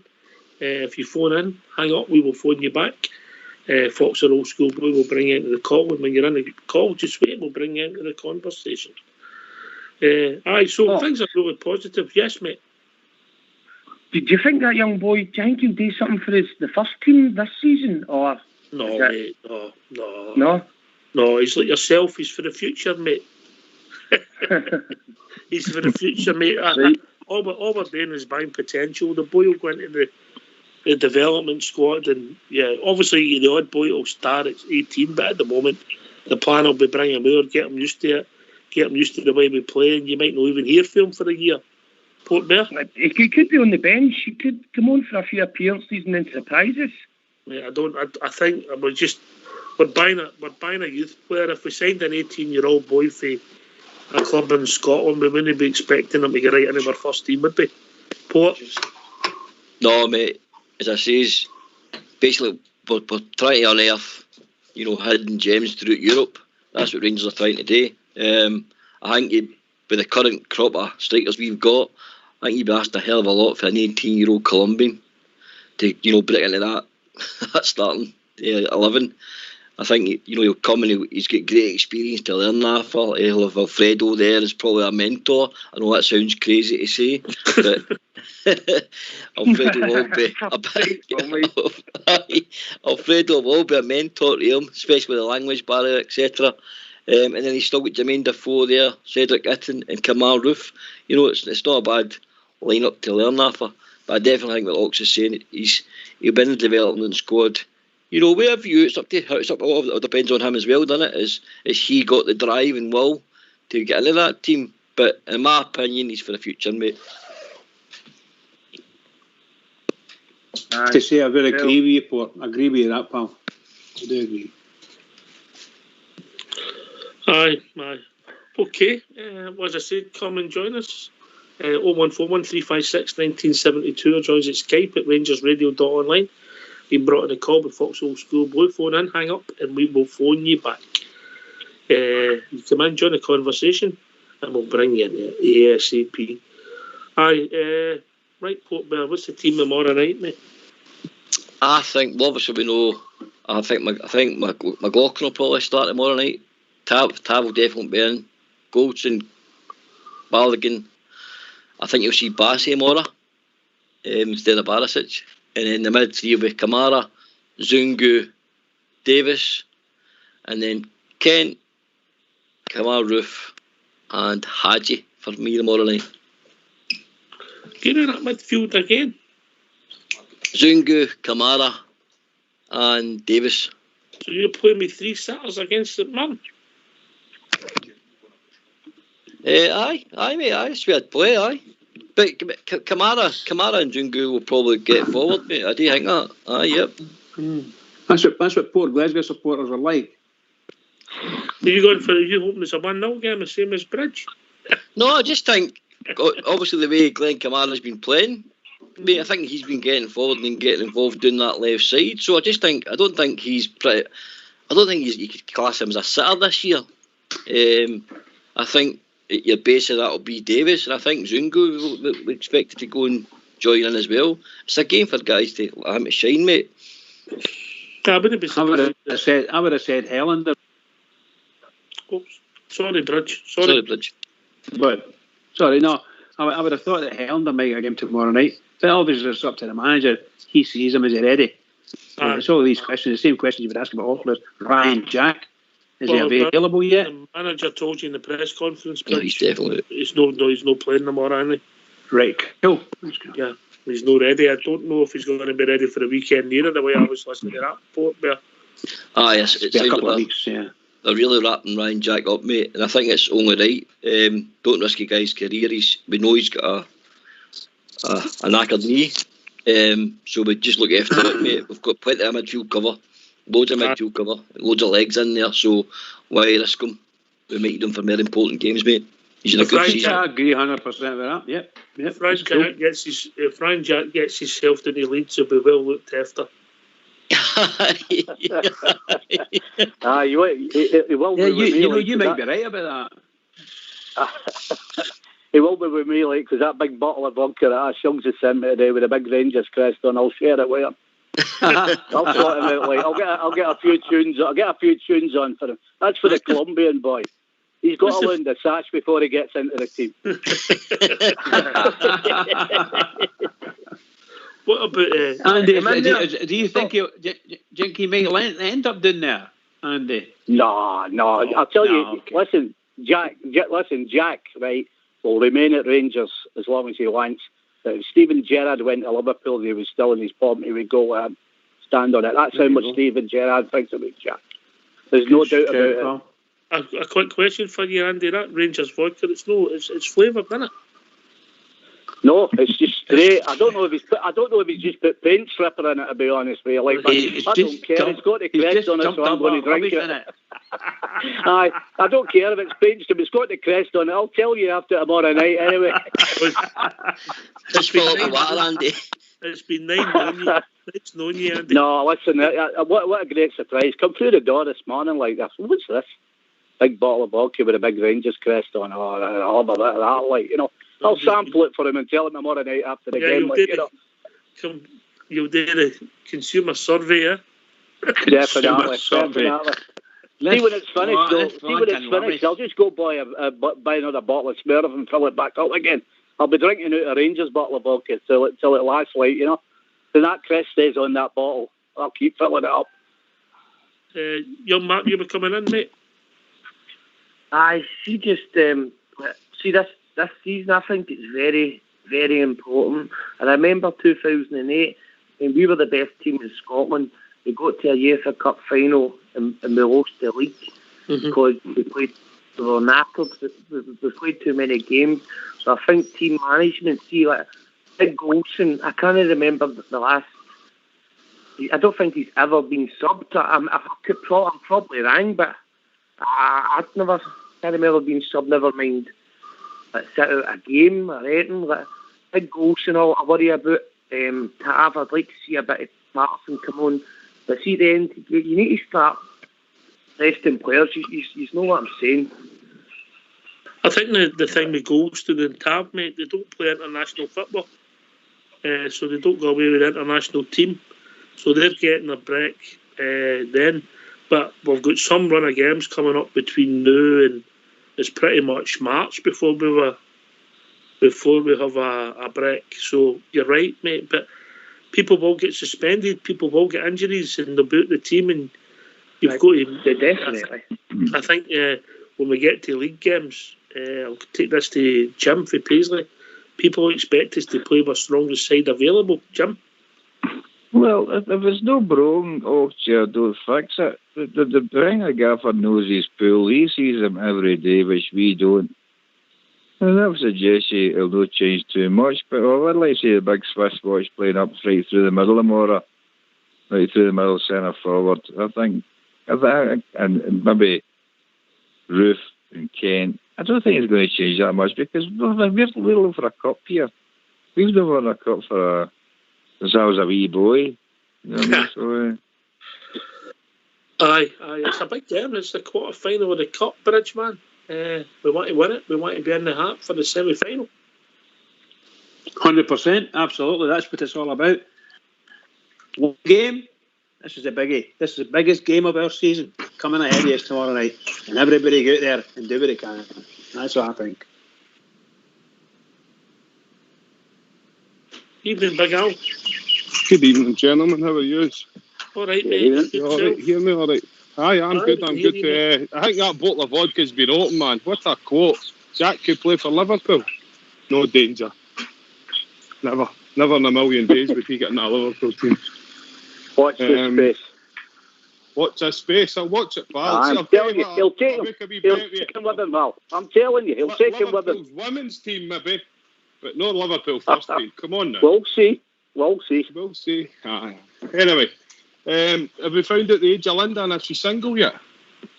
Just out of curiosity. You expect me to answer that, do you? Well, I'll phone in tomorrow night and I'll ask her myself. Is she on tomorrow? You can phone in tomorrow night all you want. You don't get to speak to Linda. Is she not on the pre-show? She's not on tomorrow night. All right. Well, I'll wait till next week. All good things I can wait for.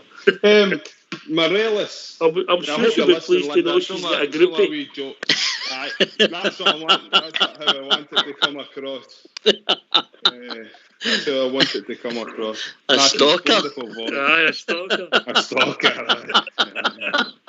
Some stalking for Australia. She doesn't have much an online profile right enough. Here's your views on Morelos, big man. I see watching the game. He had a few chances.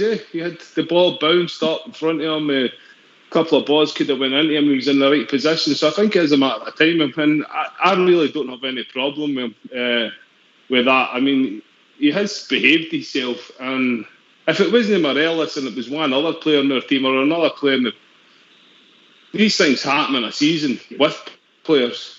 I don't think he's regressed into the kind of player we seen a couple of years ago, angry at everything. You know what I mean? So I don't think it's a major problem, and it looks like he'll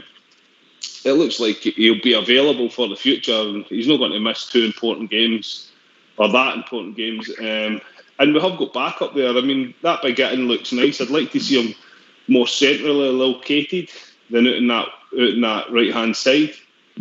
So I don't have any issues with it. I think these things will happen. I mean, Morelos he does seem to be behaving himself a lot better, and his attitude seems a lot better this season. And also, I will commend him. I think his haircut now looks a lot better than that half thing he had before. He looked like a toe rag. No, he looks like a black action man, doesn't he? No. No, that's no problem. He looks better with that hair. So I think it's just a matter of time for him. He's gone through a wee bit of a phase. It's maybe lasting longer than we all would hope, but hopefully that turns around, and it might turn around that game in the new year. Aye, maybe. What did you make it? I don't know if you've had time to digest the AGM today, big man. No, I'm just back up for underground at this moment, so I'm going to go and have a look online and see. I just got a couple of headlines, nothing special. Look, it is what it is. They guys do what they need to do. All I really focus on is the team on the park, and we're doing what we need to do on the park, aren't we? Mm-hmm. We're all happy with the team on the park. And I just hope to God Jack doesn't go to Liverpool. No way, man. I think you took offence to that, innit? Yeah, Al, you took offence to that, and it's just an opinion. No, man, I'm having a laugh here, man. I just personally couldn't see it. I don't think he's the standard, anywhere near the standard there. Well, each to our own, isn't it? Yeah. I fully appreciate your comments, but I think they were wrong. I think even Jack would agree they were wrong after a bottle of Rangers vodka.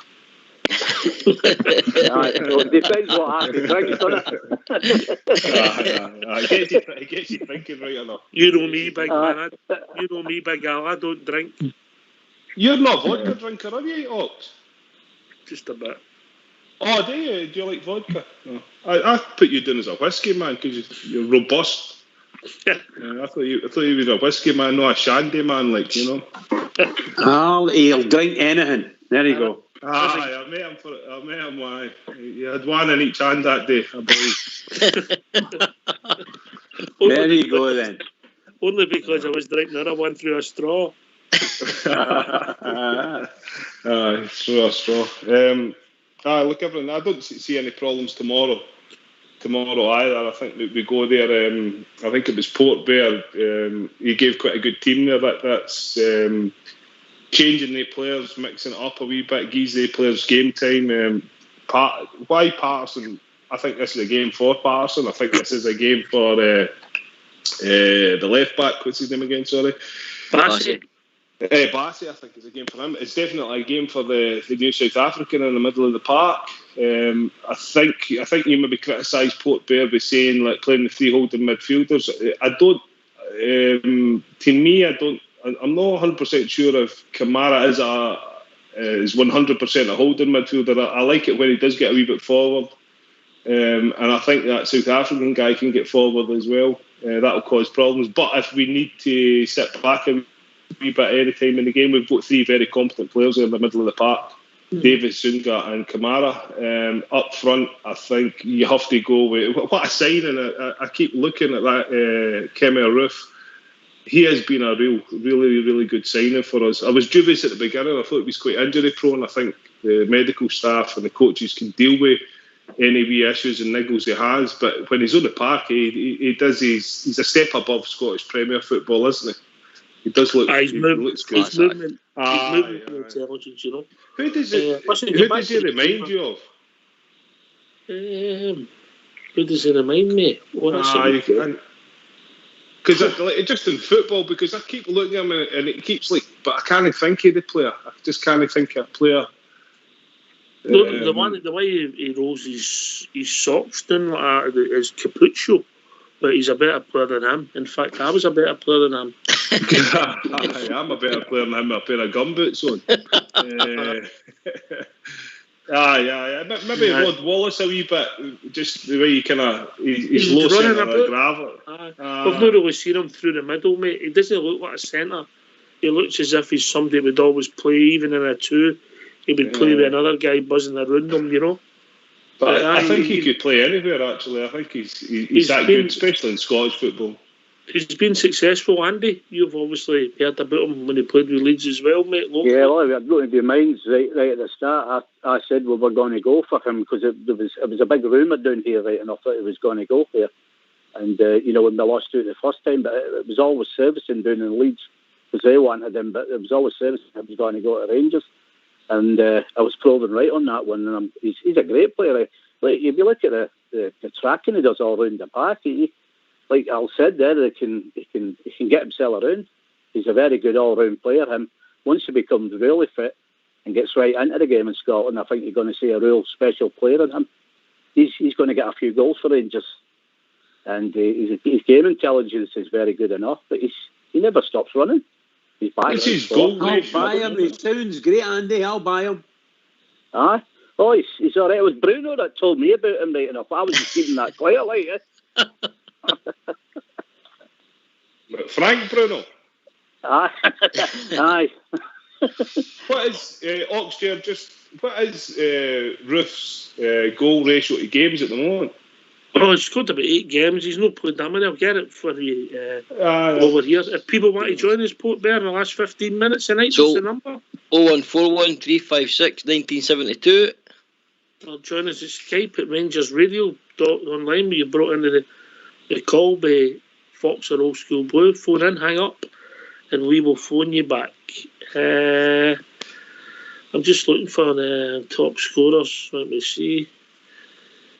Top scorers. Kemar Roof in the league, 6 goals, 1 assist, played 10, a goal every 113 minutes, which is even better than James Tavernier. That takes some going, doesn't it? He runs the most miles as well. That was it. Aye, that was a shocker for me. I wouldn't have thought that, would you? No, you think of some of the James Tavernier, you mentioned him.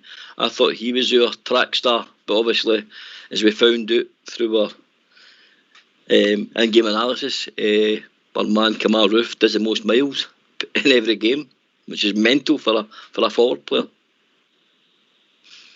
When you think of the amount of Borner and Tavernier got him doing that side of the park, during the whole game, but Kamal Roof's outrunning them. I know it's a different competition, but I think we've got to focus on this game and maybe not take too many risks tomorrow night. We'll go to Bridgeman with that. We only have to look at the EPL tonight where Man City can't beat West Brom, who are a bad lot, and then Wolves go and beat Chelsea. So if you don't go out with the right personnel and the right attitude, football can bite you. Bridgeman? It surely can. It surely can. We've got to be very cautious of what we're doing. I've got every confidence in all the squad and they can do it. But please, the manager should be thinking, the manager knows far more about football than me, but he'll be wanting if he wants any tips, I would imagine there's quite a few Rangers fans will tell him, from a defensive perspective, keep it tight. Because sometimes these teams can have a wee chance and then they go, and before you know it, we're the goal behind. Fortunately, against Dundee United, we were 1-0 up at the time, and they scored a smashing goal, and that's because our defence were not at home, at that point in time, just weren't watching. And the way it came, and it was a smashing goal. If we'd scored that goal, I'd have been saying, what a cracking goal. It was a good goal. We don't want any of that tomorrow night. 1-0 for the Rangers. 1-0. Jim, I think it's competition. Sorry, Ox. Jim, what time are you opening up for any bears that want to come and stand outside the stadium? What time are you getting at the Roses locally? Ox, I'm open all day, mate. I don't start back with work till Thursday night, so it's an open house tomorrow. All right. Just get the blank I'd get a 38 McGill's bus to the cross and then take a wander up the road for there. Once you phone me, I'll give you the direction. I'm not telling my address over the phone.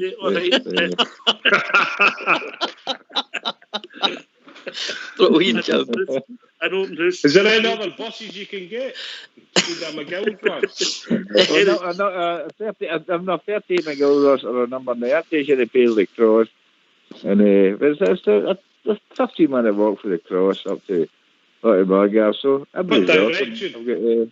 He used to get the 30. He used to get the 30. He used to get the 38C. Then he preferred the 38D, didn't you, Jim? That's right. Aye. Yeah, don't get the 9A. That takes you to Braid. We'll be joined by Domarnock. Evening, Domarnock. Good evening, lads. All right, Domarnock, how we doing? Good Too much for standing up, boys. Take care. I'll take care, mate. All the best. Good day for the club, mate. I don't know what you made there.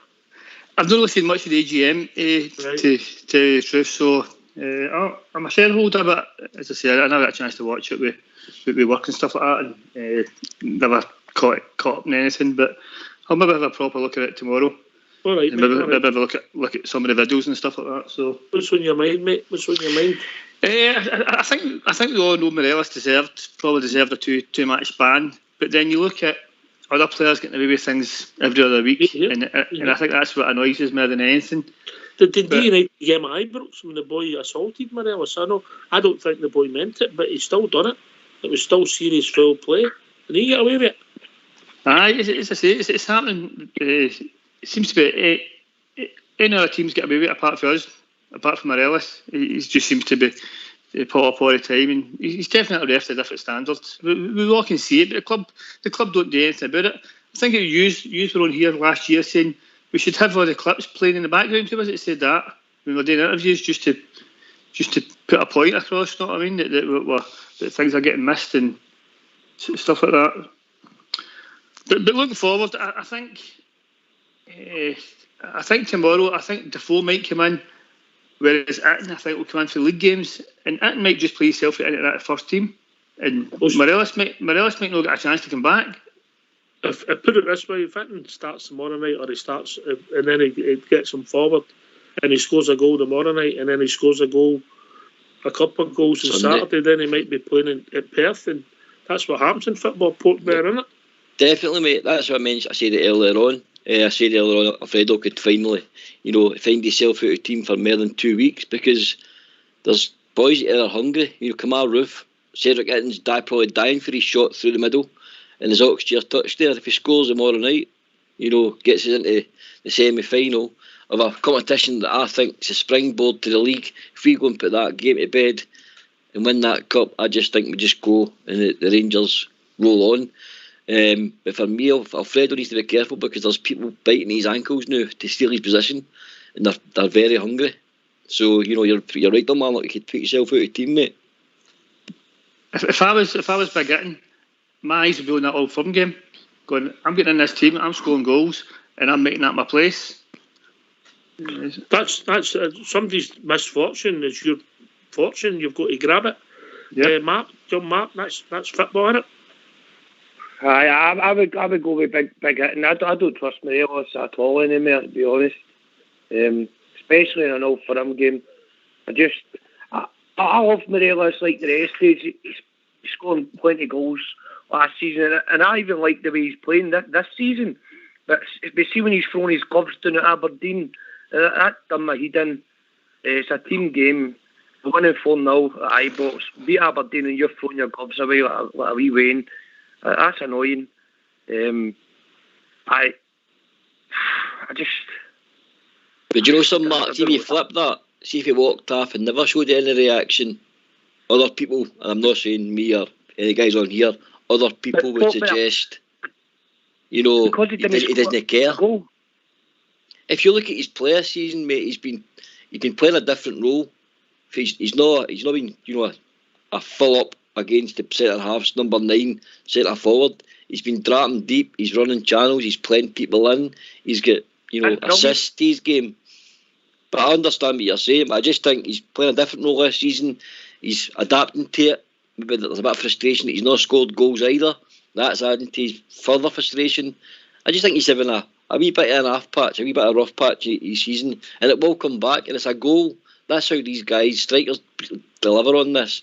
As soon as he scores a goal, you watch him go. You see the shot he had. It just went an inch wide at the weekend. I thought that was a belter, a shot he had. It was just an inch unlucky. Shot he had just outside the box. In the first half. Listen, there's two different stories here. I'll go to Kilmarnock, who's joined us.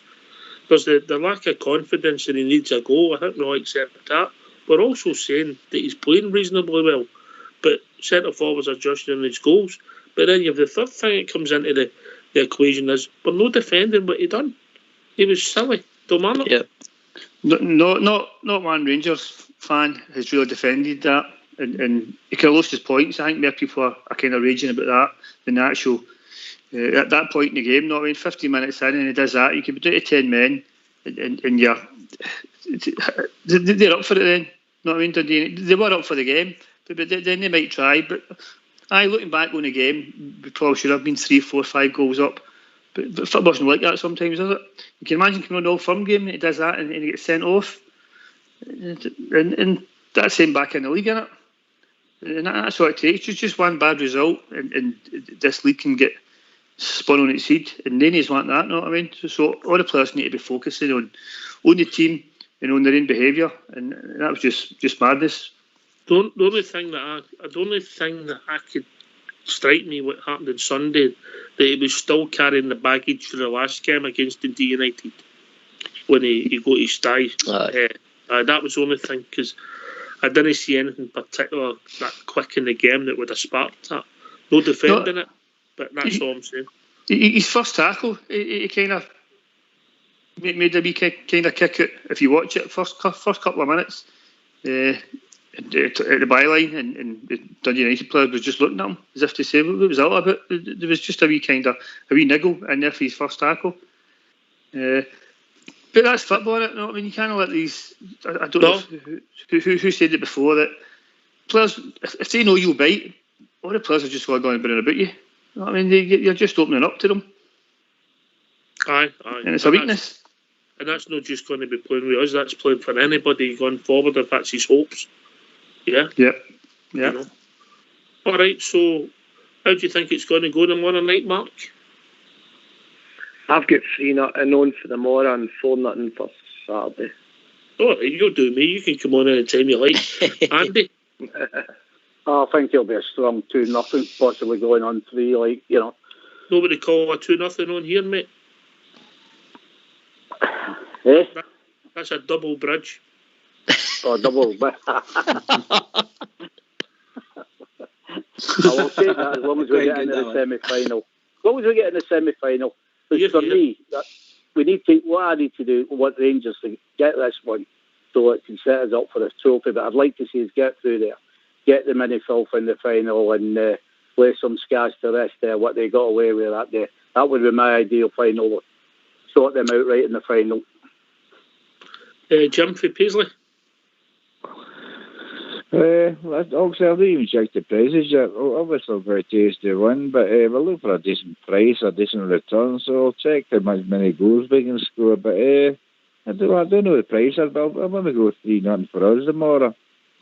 Aye. No, but I don't know the price is going to be, but I'll go 3-0, just be conservative. Sorry, Bridge, man. A treble bridge. Don't be sorry, because I'm going to change my score now. Go on then, Bridge, let's hear it. Oh no, I'll not bother. Change my mind again. So make it 1-0 for the Rangers. 1-0. Oh dear. Dominic, how do you see it going, mate? I'll go with the crowd and go for 3-0 as well. That would be happy days, wouldn't it? The third one goes in about 60 minutes, mate. Just the pressure off, that would be ideal. Get the subs on, relax, and play the game out, Like we did a bit on Sunday without getting the third goal. Port better. Aye, I think it'll be a similar game next year. I think Jim Goodwin sets him up, in a pretty defensive manner, doesn't he? And they rely on, their set pieces. So I can see a tight game, mate. I really can. I can see a 2-0. But it'll be a tight, stuffy affair. They'll sit in with a double block, mate, and hope to try and catch us in the break. But 2-0. 2-0 will do for me. I think that's what they've done. I think that's what they've done at the weekend, didn't they? They got a counter attack and got 1-0 up. Just sat in. Aye. That's what he does, mate. Aye. The one that Scottish football's dying, eh? Aye. Yep. These guys have got responsibility. Don't seem to take it. Well, we've reached that time of the evening, Bridgeman. Oh my God! By the way, it was a marvellous night. I thought a wonderful interview you had with Lassie. Well done, well done, son. Can I just say to all the Rangers fans all over the world, particularly Rangers fans on here on Rangers Radio, one sleep, and I'm ready for the famous. And we're going for a huge 1-0 victory. 1-0. Keep it going for the Rangers, because the Rangers really need us. Keep it going. I thank all the calls tonight, Mark, Andy Phillips, Jim Fee Paisley, of course, we're in Kilmarnock, and Big Al for Australia. An absolute pleasure. Portburn and Bridgeman on the panel, Fox and Old School Blue doing the technicals, and of course Jenna Fife for Rangers women's team, the goalkeeper who joined us earlier on this evening. Thanks, Jenna. It was a pleasure talking to you. This has been Rangers Radio. We'll be back tomorrow night. It's 7:45 kick-off, am I right? Or I'm at 8 o'clock. Just check that out before I get the time right. Anybody help me? I hadn't checked that. I think it's 8 o'clock, pal. I think it's 8 o'clock. 8 o'clock kick-off, yeah? So Rangers Radio will be back with a pre-match show at 7 o'clock tomorrow night. Thanks for listening. We look forward to tomorrow night when we go for the first leg of the treble. Take it away, Old School Blue.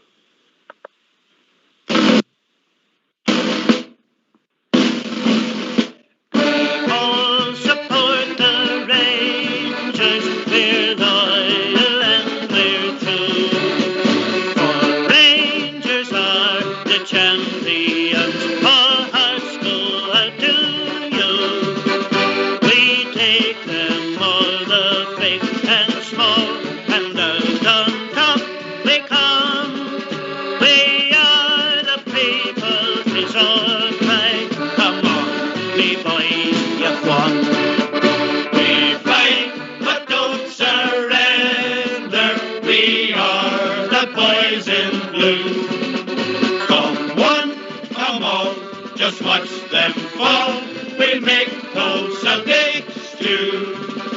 We take them all, the big and small, and out on top we come. We are the people, it's all right. Come on, me boys, you've won. We fight, but don't surrender. We are the boys in blue. Come on, just watch them fall. We'll make close a big stew.